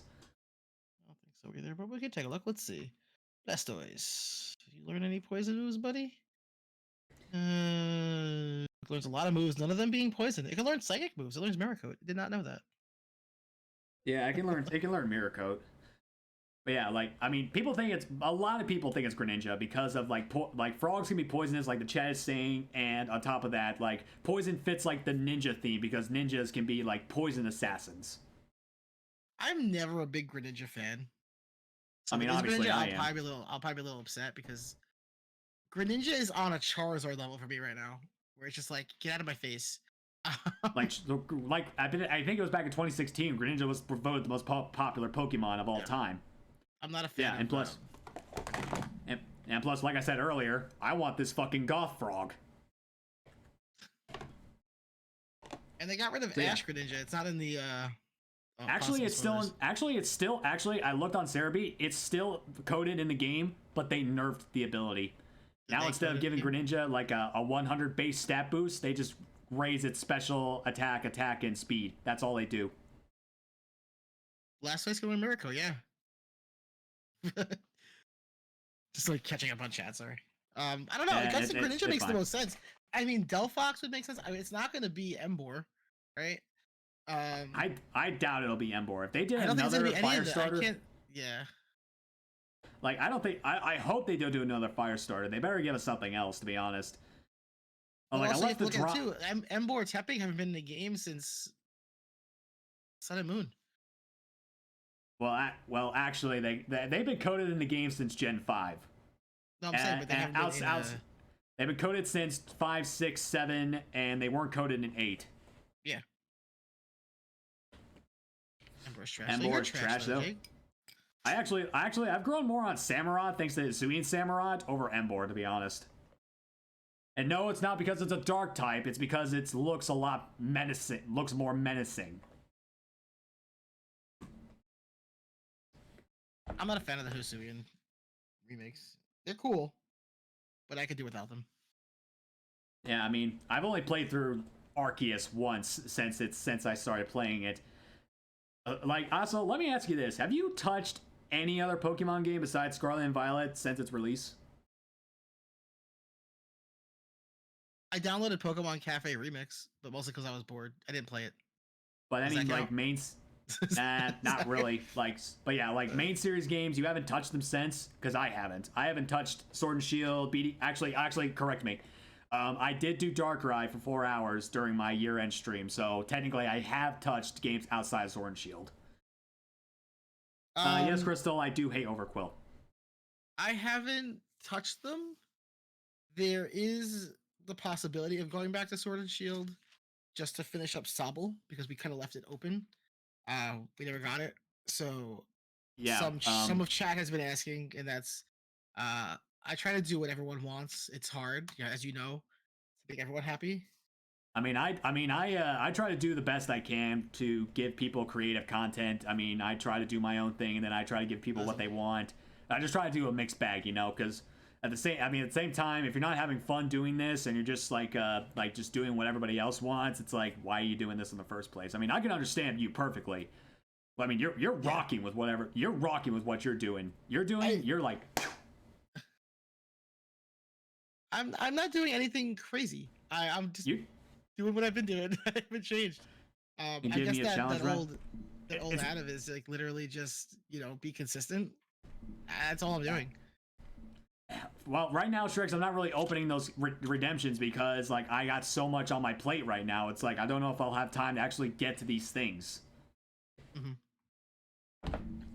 That's how I feel too. There's a lot of stuff that everyone's asking about. I'm like, plus you're gonna and just to be like a backside of it. I'm pretty open with my chat about stuff. Where I am like stat wise and things like that. I don't usually hide most of that information. When you're on that cusp of like doing well and like sometimes not doing well, when you're balancing you're bouncing on that edge, you make one misstep and you're taking like 10 steps backwards. Yeah, like I can't recall how many times I've done that, and I think I'm like since like earlier this week I've been in a back step, but I hope today will like put me a step forward in the right direction again. Yeah, it's just you have to find that balance, and it sounds like sometimes I'm like hesitant to do things. It's because sometimes I'm just hesitant, and it's not about like with me. Yeah, the numbers are cool. Like it's cool to see everything going in the right direction. That's not the only reason like I do anything. I don't do this because exactly looking to be the next ninja. Like, no one's gonna be the next ninja. I'd love to have toys in every target. John, when's the next shiny race, and do you have any teasers for it? I think he's talking about the community shiny race. I think he is. I don't know, Jake. Do you have any teasers? If we're talking about shiny races. But if we're talking about shiny races, you and I live in the same fucking time zone. You and I need the shiny race. I don't care if I have to start at 10 a.m. I will fucking shiny race you. Me? I mean, I Look, would you rather shiny race me or go against me in a Nuzlocke race? Nuzlocke races scare me. I don't like Nuzlocke races. Exactly. Wish you We'll guys talk a good about that show. later. Good night, Riggs. Um, Later, Riggs. there is, yeah. So okay, just so if we're gonna put it out there, Jake and I have been talking about another challenge. Yeah, I figured you guys were. I we mean, the we hunt just last haven't year was pretty locked cool. down those details. It's hard because with the way Scarlet and Violet is set up, it presents a lot of challenges for us to be able to verify when you obtain something or how you obtain something or where it came from.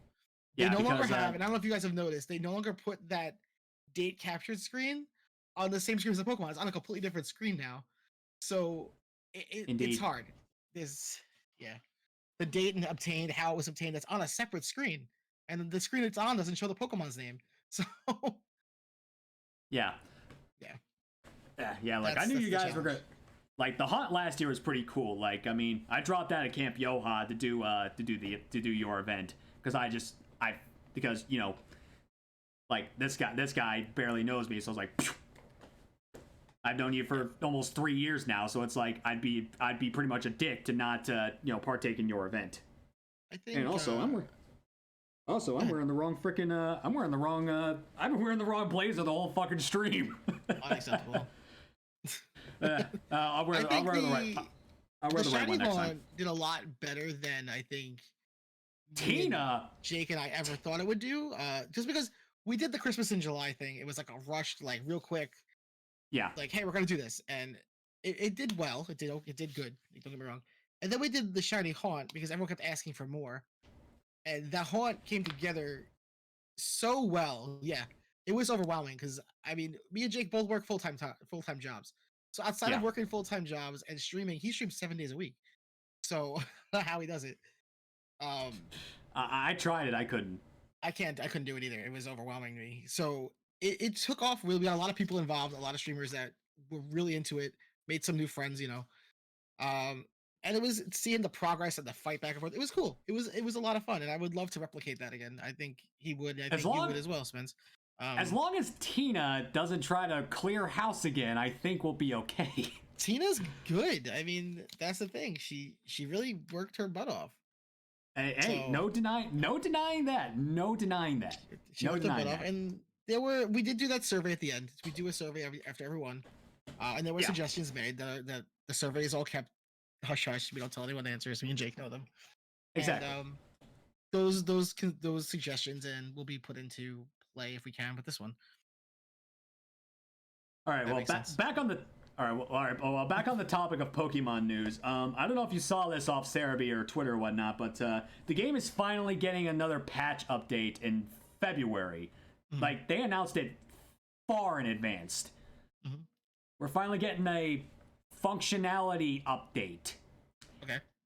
Do you think that this is going to be a genuine update to actually fix the frame rate issue and the lagging and the glitches, or do you think it's just going to be one of those simple quality of life, like in town, like updates? Like, give me your thoughts about this, please. I hope it's a frame rate fix. And again, the game. It's funny because like people ask me about the game all the time, right? I'll be asked, what do you think of Pokemon Scarlet Violet? And I'm like, oh, it's buggy, it lags, it crashes, it has all these issues. And they're like, oh, so I shouldn't get it. I'm like, no, you should 100% get the game. It's a great game. Buy it. I need to send, I got a clip I need to send you about how I completely glitched into the void, which I gotta put on TikTok sometime. But yeah, back to what you were saying. A lot of the issues with the game are, if you look at a lot of the people who clip through the map, like you say you have, the water boundary is where there's issues, right?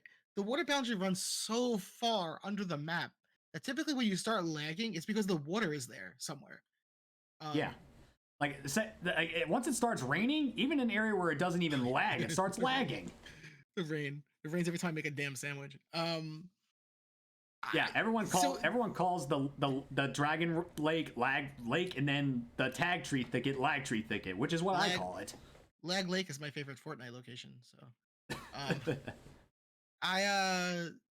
so after the first update that happened in, what did that even? When was that? I think it was that fixed the music for the Elite Four. It fixed the Yeah. Pokemon not closing their eyes when they go to sleep in battle. Yeah, that did creepy. borderline nothing. That did But- nothing for quality of game. But at the end of that post, Nintendo physically acknowledged it was an issue. Right? They physically said at the end of that post, we acknowledge there's a problem here and we're going to fix it. So now if Like- they don't meet on that expectation, like it should everybody up, right? Everyone stopped complaining. Nintendo said they're aware of it. Nintendo said they're going to fix it. If they don't fix it with this next patch, it's just going to look really bad for them. It really will just look bad. Like I genuinely think they should have just pushed the release date to the same time that Arceus was released, like January of this year. Like heck, maybe even yesterday would have been perfectly fine, just to fix the fucking bugs. But they didn't. They were just like, yo, push it, rake in the money. You have to look at. I'm sure there were conversations had, right? We would never know. Yeah, Nintendo's like, never going to tell us the difference. Yeah, like I'm more than positive. There had to be conversations, but if you look at Nintendo's lineup for the holiday, it had nothing. Splatoon wasn't going to carry it. Mario Kart DLC is not going to carry it. It needed a game. It needed something to come out that could push it. And Pokemon's the option, right? It's already set to go. If you delayed it at that point, you would have a slap across your fourth quarter sales. Exactly. Or fourth quarter sales. So I don't think they had a choice. They had to release the game knowing that something was wrong. I think it made Game Freak look bad. I don't think it necessarily makes Nintendo or Pokemon look bad. It makes Game Freak look bad. That I can agree with. And Game Freak always looks bad. I can never hate Pokemon. Like, this isn't Pokemon Company's fault. This is like the developer's problem. Yeah, I mean, I'm hopeful that the patch fixes it. Subsy said the Ride-Mon. The hitbox on the Ride Pokemon makes me crazy. Why is it like, this is your Ride Pokemon, right? Like right here, this is your Ride Pokemon. This is a letter opener, by the way. It's not a weapon. Yeah. Here's your Ride Pokemon, but here's your Ride Pokemon's hitbox. Why? Why is that your hitbox? In what world does that make any sense? Dude, I brought a sword. I brought a sword on stream and didn't get banned, so that ain't gonna do nothing. I didn't. No, I don't think. I use this on stream all the time. I have it in my hand. But that's what I'm saying. Like, why is your hitbox on your Ride-Mon massive? There's no reason for it to be so massive. So, I don't know. I hope they fix it. I mean, I would love for them to just make little fixes along the way too, like the Ride box, the hitbox of the Ride Pokemon. There's a lot of like little bugs that I would love to see get fixed in the game, but some of them are like so small that they're probably never gonna get touched. So, I mean, I would love for them to see the mass outbreaks not spawn Magikarps on ground. Can that happen? Because that would be amazing. I actually had a shiny Magikarp pop up as I was doing an outbreak of Marini on the beach. Yeah. I had a Magikarp outbreak spawn in a grass area. You can't, it's not going to be there. So, more hydrate. Oh, there's another hydrate. I'm trying to look up that I'm trying to look up the article I was looking up earlier. But for some reason I just can't find it right now. I should have just like saved the screen. But yeah, like, oh right, all right, cool, I found it. But yeah, it's like there were so many bugs that literally people just make memes about them these days. Because like, I mean, don't get me wrong, like, I mean, if the problems didn't persist so much, I honestly think that these games would be like a lot higher on other people's like other people's radars, because like jeez, I'm like trying to connect to my dashboard and I can't freaking do that. Like, if these games weren't so freaking glitchy, they'd probably be a lot higher up on people's like favorites list, because it's like these games weren't all that half bad. Like the storyline of Scarlet and Violet was absolutely phenomenal, but it's just so many bugs really hinders the experience of these games. No one can deny that. I mean, you always have the trolls too, right? Because I've seen people like with clips going, "Oh, look how glitchy it is." Meanwhile, they're in 2-player mode with a union circle, and you're like, clearly, the union circles are buggy. The game doesn't know what to do sometimes when it runs into a cutscene, and you're in the game with it. So yeah, those things are gonna look weird. But exactly. The core of the game, like I said before, I tell everyone the truth. My friend just bought the game recently. He's like, "Well, should I get this or should I get Sword and Shield?" I was like, "Get the game." He's like, "But I heard it's buggy," and I went through a list of all of them. He's like, "Why are you telling me to get a game that's so buggy?" I said, "Because you'll enjoy it. You'll have a lot of fun. Trust me." and he's having a blast. He loves it. He's like, this game's great. I was like, exactly. It's a good game. It has some issues, but most big game developers have issues. I always reference back to that Skyrim update that came out years ago that caused all the dragons to fly backwards. Wait, dragons were flying backwards? They released an update for Skyrim, and the update broke the game, and all the dragons were flying backwards. Wow. Yeah. So I always reference that, these companies aren't immune to that. Even the bigger companies aren't immune to an issue. And if they fix it, then great, you fix the problem and you learn from your mistakes, hopefully, and next time you don't do it. If you don't fix it and you just keep letting the game run like this, then yeah, you're gonna have a problem. Trying to force bugs. Yeah, I haven't knock on wood, haven't had any game crashes that have been detrimental to my gameplay. Just stupid things that happen. I've had 2 crashes, and one of them cost me a shiny. I haven't had that yet. Luckily for me, it was a shiny. it was a repeat shiny, so I didn't lose too much. Sorry. I had a crash coming out of a den once. I had to shut down the game. But I also have autosave on, and I've heard that autosave being on stops a lot of that issue because it's saving more often. But I don't know how true that is. I remember I wanted to talk about something at this point in the stream, but I just can't fucking remember that. Day worth of process. Yeah.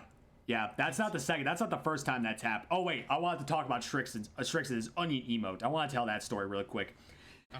So it was Camp Yoha Fall 2021, and I just found the 20th shiny in 12 days, and it was a Zorua. And I was like, if I find another Zorua, I will go into my fridge, grab an onion, and take a bite out of it. Strix, oh god, absolutely went ballistic. Just chanting, shiny onion, shiny onion. And the whole chat just went ballistic. He officially dubbed it the Onion Cult, and he made that Celebi onion emote. Now it's become a staple as like the first subathon redemption that I take a bite out of a raw onion. I like the onion emote. I think it looks cool. Yeah, I mean, don't get me wrong, it can really annoy me when it starts spamming, but it's a good emote. Alright, I'm actually going to post a link in chat. You can click on this, because if I click off something else on Discord, it's just going to block your face. This is a Game Rant article that I wanted to discuss. So, they're saying how Pokemon Scarlet and Violet's Elite Four isn't as impactful as prior generations. Like, I barely skimmed through this, and I genuinely don't believe that. Like, compared to other Elite Four members in previous games, these guys are actually more in the game, storyline-wise, than previous generations. Like, the only Elite Four member we saw prior to the Elite Four in Generation 6 was Malva. All the other ones, there was no storyline or anything behind these guys. Absolutely nothing. The Elite Four in Alola made perfect sense because it was past Kahunas, and it was the first league ever. I mean, also in like in between like generations like 3, 4, and like 2, like you didn't really know these Elite Four members, but they were a lot more impactful because like this is when the games were still like more still like in development. Like in Gold, Silver, Crystal, if you played those games and you faced off against the Elite Four and like that, you have to create more different strategies than you would create these days because there's not a big move pool that there is today, and the Pokemon, obviously the physical special split didn't impact that in those games. So you had to think more when it came to strategy. So that's why those guys are a lot more impactful. But I'm trying to think.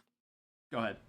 I don't think I've struggled with an Elite Four in a long time, so I can't imagine. Me neither. You have to also remember Pokemon is made for kids. They're not going to make the game overly hard unless they have to.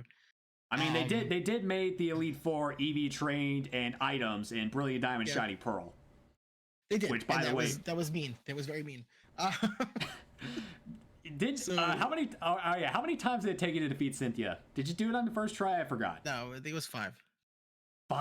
I did it on the first try. I got lucky RNG.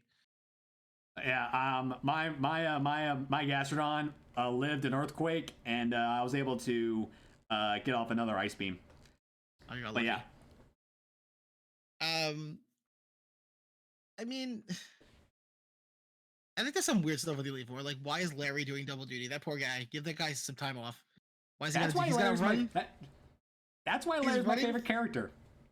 He's running from his gym all the way back to the Elite Four every time he's needed.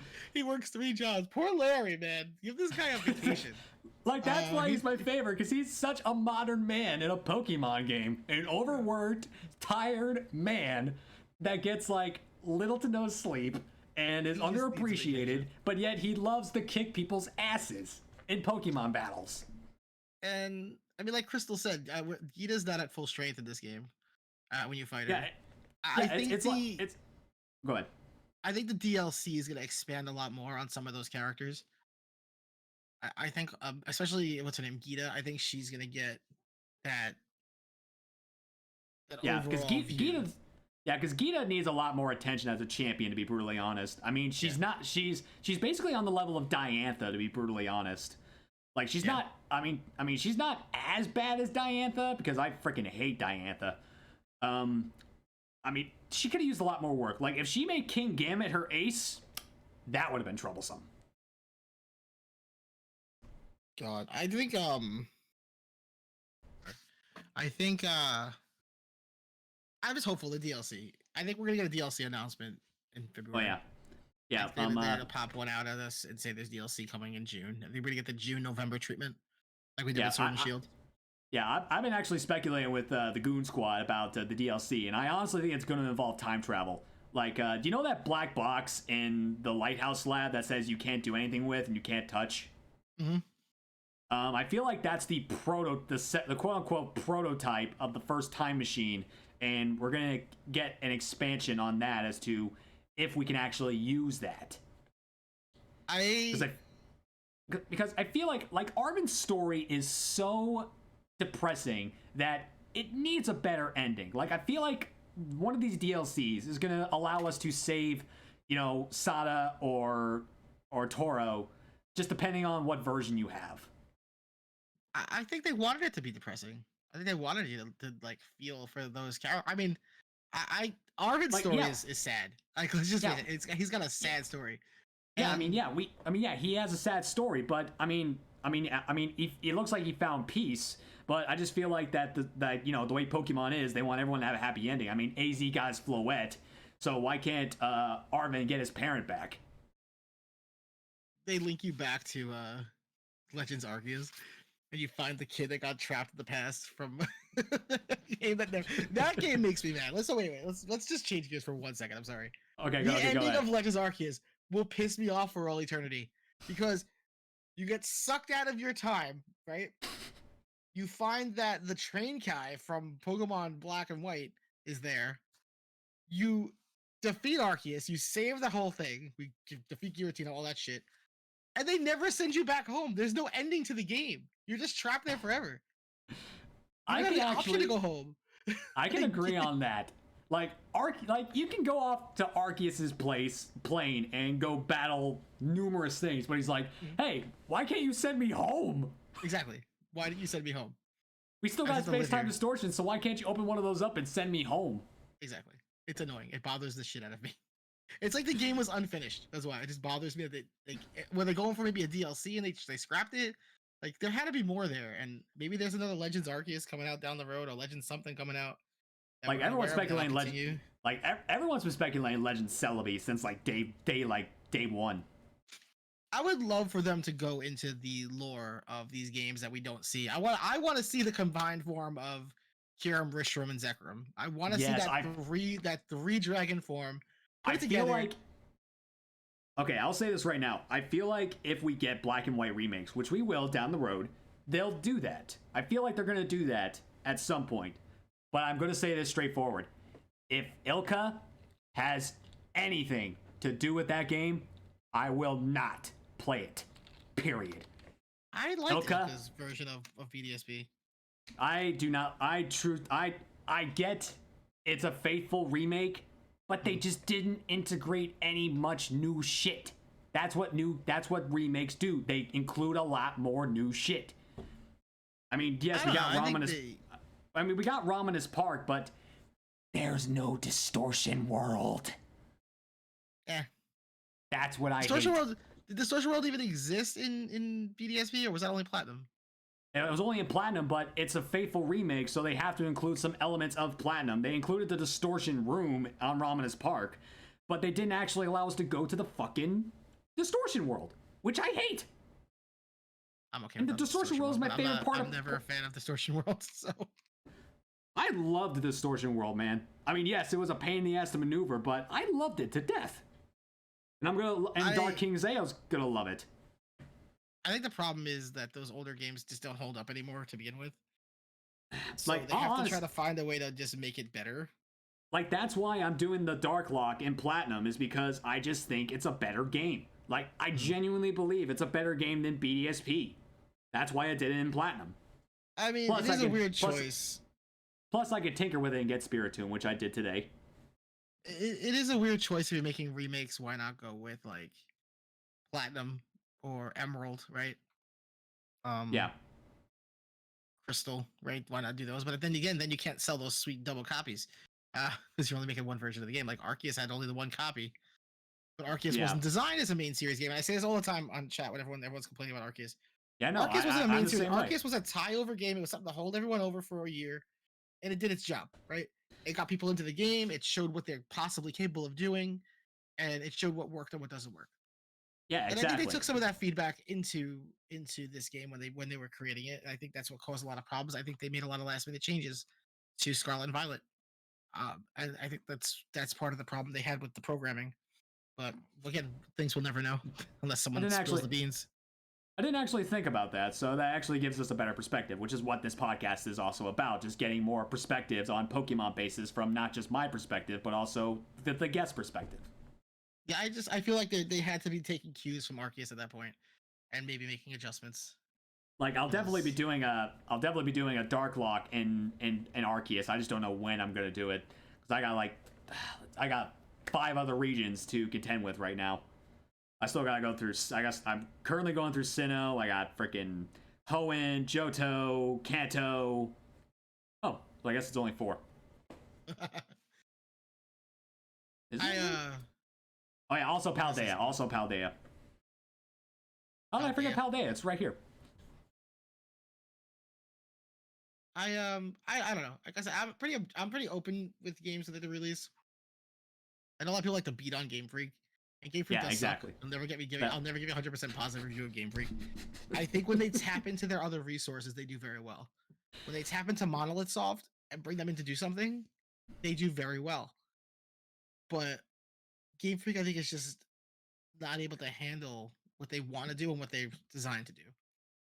That's just me. Yeah, I mean, they have like 400 employees now, 500 employees now. They're not a very big company, and they're not a very expensive company. I mean, like me personally, I don't give a review of a game until I've played an entire playthrough. That's why I don't do challenge runs, or I made an exception in Shiny Hunted before I finished the main story of SV, but I don't really do challenge runs of like brand new games because I'm just not that type of guy. Mm-hmm. And I always give the games a review after I've done a complete playthrough with the main story. Despite all the bugs, I give Scarlet and Violet an 8 out of 10. Yeah.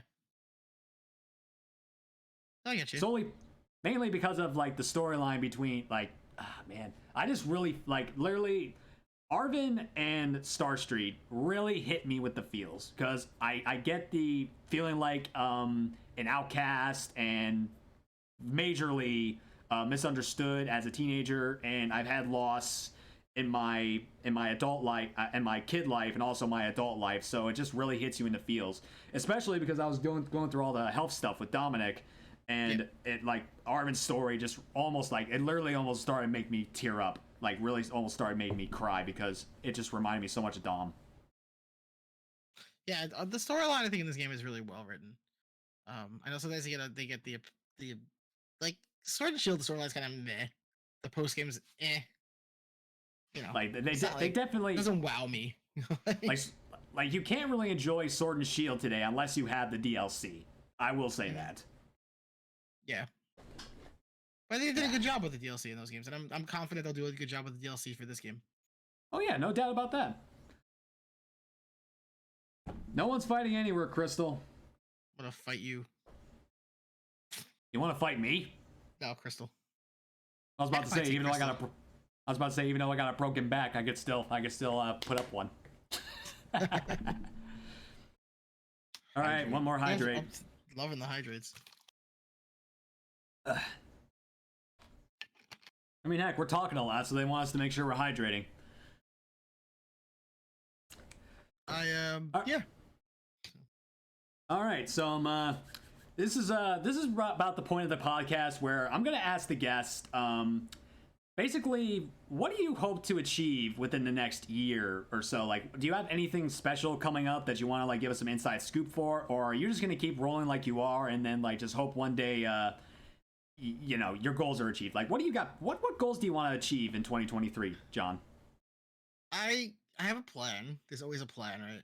Whether it's I have an internal plan for things. When I stream, I have no plan. To be honest with you guys, sometimes I load up a stream and I'm like, I don't know what we're doing today. We're gonna hunt something somewhere. Exactly. I'm gonna focus more on my YouTube content. I think I could, if I get that the way I want it to be, it'll be really helpful for me as a streamer. I'm not gonna stream on YouTube. That's not my intent. I just want to get more content posted. I've been posting my clips to YouTube and TikTok, and now I've been using Instagram a little bit the last couple of days. Yeah, I've been trying to post more on YouTube for shorts. I mean, I'm going to be posting these podcasts on TikTok once YouTube allows me to. Apparently, it's like a 2-3 day grace period. Oh, really? I didn't know that. Well, my friend Nate does podcasts himself, and he said like there's like a two day grace period for uploading between Twitch and YouTube. Where you know? But yeah, I only post 3 days a week right now. I post Tuesdays, Thursdays, Saturdays for Instagram, not Instagram, TikTok, and YouTube. Just because I found that 3 days works for me, but that's one of my main goals. I want to also, like you see, I have that community challenge going on. We're gonna try Oregon Trail. I keep saying Oregon. Chat bitched me out today that I'm saying the state name wrong. Whatever, don't care. Like what exactly is Oregon Trail? Like I actually don't know what it is. Oregon Trail is an old game. It's so old it used to be on a floppy disk. Are you kidding me? It used to be a floppy disk game, and it was like a text-based travel game. And you're like a settler, and you're trying to settle, and you're trying to get across the United States. So you have like a group of people. You're in a wagon. You have to, you have to make decisions along the way. You have to hunt like buffalo, and sometimes characters die that you're with for like the stupidest reasons. It'll be like, oh, Spence got bit by a rattlesnake and died from poison. You're like, okay, Spence is dead now. Bitten by a rattlesnake. I played this game about 15 years ago again. I had it on a CD I got from Target. And me and my friend played it, and we made this like random characters. One of the characters was Darth Vader. Darth Vader was in our thing because we just named them all random things. We had Darth Vader, we had Professor Oak, and we were going through a pond. It was a 3-foot pond, and we lost a wheel on our wagon. What? And Darth Vader fell out of the wagon, and he drowned in 3 feet of water. So the joke was with me and my friend that Darth Vader fell out of the thing. His helmet hit the water, and it filled up, and he drowned. No one could save him. So stupid things like that happen in this game, and I think it's going to be fun if we hit the community challenge, just because I want to see what chat does with this game that is from the 90s that now has this fresh new look to it, because a lot of people don't know what it is. Like, you didn't know what it was. I don't think a lot of my younger viewers are going to even know what this is, so it'll be funny. Yeah, I think it'll be, you die of dysentery. I have a shirt, actually. I had a shirt, I don't know where it is, but it was Oregon Trail. On the bottom it says you have died of dysentery, and that's one of the things in the game that you can die from. So it's going to be fun. I want to try to do more community challenges. I think that they're very helpful, whether it's just opening up a certain pack of cards, or go to the stream. How he gets this cute. I hate you. So I don't know, man. That's my goals. I don't have anything crazy planned for streams. I really don't. I want to do more community stuff. I want to do more of the hunts, you know. Like personally, I don't believe that you you don't care about your care about your follower count, but is there like a certain like follower goal on any platform you want to hit before the end of the year? For the end of the year, I would like to get monetized on YouTube. It's one of my goals. As far as Twitch, I haven't really put an emphasis on follower count on Twitch in a while. I'll usually like briefly celebrate like when we hit a goal, like if we hit 3,000 or we hit 2,000 or whatever it was. I'll see y'all out the chat. We'll do something special, but I haven't done like the 12 hours or things like that in a while. I mean, I tried I to do a want 20. to. I mean, I tried to. Yeah, I mean, I tried to do a 24-hour during the Gen 2 shiny challenge, but I couldn't make it to hour 20. My body just like, nope, go to bed, get some sleep. Yeah. I don't know how you guys do the 24s. I do, and there's some days where I'll do like a 10-hour stream off the cuff. Like I'll just be having a good time, and I'll look at the clock and I'm like, oh crap, I've been live for 9.5 hours. Like, and you just don't realize it. Sometimes it's going that well. You're having a lot of fun. And there's some days I think about it. I'm like, I can't do a 12-hour stream today. Like I'm gonna die. So I I did toy with something recently. As of today, we toyed with the RNG command being subscriber only. So I think one of my other options that I'm trying to look at is more subscriber only content based things. I see. So the RNG command can now be popped by me, a moderator, or a subscriber. Besides Oregon Trail. I don't have anything crazy planned. I really don't. I wish I could tell you guys something that would be like really cool to tell you. I don't have anything really crazy planned. Relaunched my merch store under a new company, so that's pretty cool. They've got more merch at a better quality. I have it on my desk still. They're giving me the ability to. Let's see if I can open it. Sorry for the random ASMR. Go ahead. They're gonna give me the ability to sell these little pins. Oh, dude, that's fucking sick. I've had these for a few months. Sorry about my nasty hands, but I've had these for a few months. They're just little pins. Dude, I ain't got fingernails. I'm a major nail biter. Oh, me too. I've had these for about a few months. I've had them since like October, but no way to sell them. You know, because I got about 100 of them made. They're limited. They're really cool. That's freaking awesome. So those. Hell, I wish I had pins. I got them from I think it was Wizard Pins. I got them from wizardpins.com. You send them like a template, and they create a whole thing, and they say, "Is this good?" And you say, "Yeah, sure." And they make them and they send them to you. It's expensive. You have to sell them like at a decent price to even break even. Hold on, we have a couple of questions. Could y'all reveal to the stream how he gets this cute? and also any big events planned in the future besides Oregon Trail? That's what I was catching up on that for you. I was keeping track for you. Yeah. Yeah. I'm trying to find a raid target for the night. I have a very strict sleep regimen that I use to stay this sexy. It's called lack of sleep. I don't know if you guys can tell. Let's see if I can. You see how tired I look? This is a constant. Constantly this tired. You think you got dark circles? Look at mine.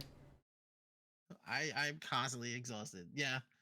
So I'm just always like just exhausted. Yeah, I mean, ever since my accident, like I've just had this unyearning sense of tiredness. Yeah, and especially my job now. I'm getting up at 4 a.m. It's bad. Okay, I didn't know that shit. Yeah, I have to get to work earlier, so I get up like 4:30 now. Like I take care of the dog before I go out, and then I don't get home sometimes till like after 4. So I'm out all day, and then I stream. So yeah, it's exhausting after a while. It's been a long week, to say the least. Yeah. Okay, I was like, what? So yeah, I mean, as far as like other big stuff for stream planned, I want to do more of the hunt events. I think those were a lot of fun. I would like to do more like community game nights, maybe Discord stuff. We were doing a lot of movie nights for a while, but that kind of slipped off. I think the problem is getting everyone on the same like date. That's hard. Yeah, I'm kind of like weaning off doing like my lash out, which is basically a few hours of hangout on Wednesday nights. But the problem is I got my Discord community isn't really like the most active during that time period, so it's like it's hard for me to pinpoint when would be a good like community day in the Discord to get people to be doing stuff in. I mean, because like pretty much for the past like 2 months, Nate and Bella, Shrix, and Jared and whatnot have been doing Stardew over on Nate's channel, and it's like I'm all alone. I'm all alone I got you. in the last show. It's like it's hard for me to figure out when exactly would be good for a Discord hangout and whatnot. But like that's one of my goals for the year is just to try to I mean do what I can to get a more active Discord community, because once I can, I mean I can obviously start doing a lot more community events, stuff like that, maybe movie nights, just try to be more active outside of like Twitch, to be brutally honest, because that's what I try to do more of. Because I mean, as I am starting these podcasts, I gotta learn how to actually, ask people like, "Hey, I'm doing this podcast. You're a Pokemon content creator. You've known me for a little bit, so do you mind being a guest?" Or, I mean, I'm not gonna contact a complete stranger asking them if they're gonna want to join my podcast. But anyone that I ask is someone that I've either rated into, I know, or they know me to an extent. Yeah. I mean, hell, I've known you for almost. I mean, I've known you for almost 2 years. Actually, more than 2 years. Yeah, almost 3 years. About 3 years come December. It's a long time. It's a very long time. I don't realize. Exactly. I think sometimes how long I've actually been streaming too. I think that's the other. Yeah, like, I don't put these numbers in my head, and if someone says, "How long have you been streaming?" I'm like, I don't remember when I started. 2019, sometime June, I think. I mean, Triggs has been a part of the channel for almost 2 years now. Mm-hmm. I mean, heck, the first time he raided me, I found a Shiny Trevenant and Shiny Kyurem in the same raid den. Yeah, and it's interesting because I mean, you get people come and go. Like, there's a lot of streamers I used to raid into or talk to that are no longer streaming. Exactly. There's a few. I think we're all thinking of the same people. They just dropped off. They're gone. It's a very hard job. Hobby. Maybe a hobby is a better word. Very hard hobby because it. Yeah. I mean, I think a lot of people come into it thinking it's going to be easy. You're going to go on and everyone's going to come watch you. And absolutely not. That's not absolutely it. not. It's a lot, and I tell people all the time, it takes a lot of time. And there was a lot of days where you're streaming to nobody. There was a lot of nobodies, a lot of one person, just my bot. Exactly. And I'm blessed now that I go live. I have 15 people, and I'm happy with that. Like, I'm good. Yeah, I literally streamed for 6 months, and I had no idea what the fuck I was doing. Then it just finally clicked, and all of a sudden, bam. I mean, I don't pay attention. Like, I never pay attention to how many people are watching me as I'm live, because I feel like if I pay attention to the view count while I'm live, I get nervous, and if I see the numbers going lower, it's like I gotta start talking and try to get people more active. So as long as I don't pay attention to the view count, it's like I'm just gonna be me, and people like me. So one of the changes I made over the last few months was I clicked off the view count. It's not on my Streamlabs. It's not on my Twitch manager. It's gone. And yeah, nowhere for me I'll either. turn it on and off sometimes if like chat's really like moving. I'm like, how many people are in here right now? Because I'm getting like overwhelmed. Yeah, I'll actually do that if I see that, but I haven't seen that as of late. So, and it's rare. I turn it back on. I like it being off. I feel it's more. A lot of the times, I mean, you've heard me say 1,000 times, like, hey, if you said something and I missed it, don't think I'm ignoring you. Just say it again. Just highlight it. I'm not ignoring you. Like, because sometimes, I mean, sometimes chat just zooms up the screen and you're just like, yeah, what the hell happened? Exactly. Between that, you got community games going off. You got the bot talking. Like, there's a lot going on. So. Yeah, especially when these guys come on stream, everyone starts spamming like emotes, and I don't know if somebody commented something or if it's just the whole spam of emotes. I genuinely don't know. Oh, I get Mr. Mime spam now, so. I gotta get a stream deck so I could just spam the word nerd in my chat all the time. I've just accepted that Mr. Mime now gets spammed. It's Mr. Mime. Yeah. No. This is Patrick. Yep. I don't even hit that anymore. They don't get that if they spam it. Drop something on the floor and I can't grab it with my foot because I have a sock on and now I'm sad. As long as you don't put the crown on your head and it falls on your nuts. This stupid crown, this right here. It's holding my phone. It's holding my wire. There you go. I mean, this crown itself is its own story, so that's kind of cool. This became a. I mean, yeah, you got the Princess Peach thing going on, and I bought this off Etsy because I need a new crown because the metal one was freaking constricting my head. Oh God, yeah. Yeah, this just came because we played. I was a variety streamer. We played Super Princess Peach, and I bought this, and I refused to waste the money I spent on it, so I kept it. Yeah, I mean, I'll periodically do it whenever I'm feeling a little trolly for you, which I rarely ever am though. I don't mind. I make fun of it. I say I'm gonna pull it off every time someone uses it, but I leave it there. It's funny. It just hurts because something like it squeezes my head. It's tight. It's made for a little girl. Look, I know. Look at the size of this compared to my head. I have a big head. Yes, I got a big head too. How do you think that crown was fitting on my head? Especially because I have to freaking hold on. Let me grab my old crown really quick. This POS metal crown literally has like 3 adjustment settings, and even at the largest one with the headband, I feel like, ouch! There's like shit constricting on my head. You can even see like a small indent on my forehead. Jesus. Yeah, that's fine. Yeah, exactly. This thing was fucking uncomfortable as hell. I might just give it away. I might just give it away. It's like, yo, this is Zale's first crown. I have my phone, and my phone's on my desk. In case you guys need to reach me, you guys can, reach me on this. I have not seen an antenna flip phone in like a good 15 years, dude. It's a Nextel, man. Chirp chirp. Hell, honestly, I'd probably take that over my POS smartphone right now. Send me a V card. Crystal, I have a stack of V cards on my desk. You send me your address, I will sign one and mail it to you. Every time I get a V card in a pack, I put it on my desk, I pull it out. They just stand there. They sit there. But are we coming to that time? Yeah, we're about coming to that time. Bella Strix, you said Witty was doing his like 2-year anniversary or something. How long is he going to be live for? Witty Leon's another friend of mine.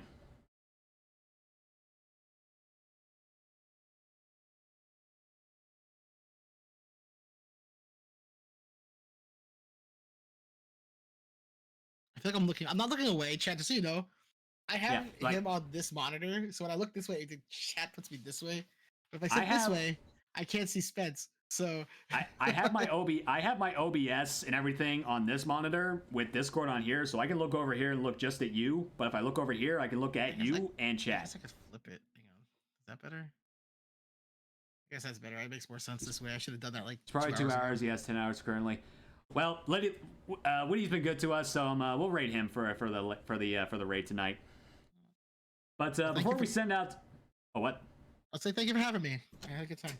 I was about to talk about that. So John, I know that it takes me forever to get you to agree to do anything with me, but seriously, dude, for my first podcast, I've really enjoyed it talking with you. Like, I genuinely didn't know these things about you because I'm like petrified to ask in chat, and I feel like I'm not going to remember it right away. So now we actually have this on record, so I can actually go about and say, hey, you said this that day, why are you saying this that today? You're gonna see how flippy floppy I am on things. It's great. Exactly. But hey, like I am not ashamed to admit if I love somebody, dude. Like, I love you like a brother, man. Like the brother I truly never had. So seriously, man. Like I've always said, the Poké Network would not be anything without you. So anything that I am on Twitch, even the pokeNERDS Incorporated podcast, this is all thanks to you, man. So everybody, send love to John, whether you are not following him. If you're not following him, you should. Whether you're just following him or if you're subscribed, or just do something to him. Like his TikToks, go comment on his YouTube. Like, just show John some love, guys. Show John all the love in the world, because this guy is a down-to-earth guy. Even though he can be foul-mouthed more times than not, he is like one of the most genuine guys I've ever met. So seriously, again, John, PowerPunchPlays, thank you so much for being the pilot guest of the pokeNERDS Incorporated podcast. But I'm gonna start out the raid, and we're gonna send our troops over to the Witty Leon. He is celebrating 2 years on Twitch, and I hope that you guys can help us celebrate the man. So exclamation point raid in the chat is for our subscribers. Exclamation point raid 2 is for our followers. But as I would like to say, thank you all so much for tuning in to the very first episode of the pokeNERDS Incorporated podcast. And thank you again, John, for being our first guest. You guys will see the next podcast in a couple of weeks. I have another guest lined up. You'll see the promo in about a week. And as I like to say, stay safe, stay strong, stay tuned for Pokemon exclusive content. And as always, this has been the Top Goon, your man Spence. Beast out. I'll see you in the raid. And John, what do you like to say? The power is yours. All right. We'll see you next time, my goons.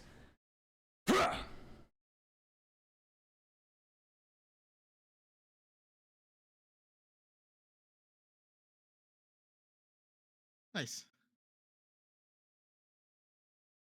Yeah. Did you mute your stream?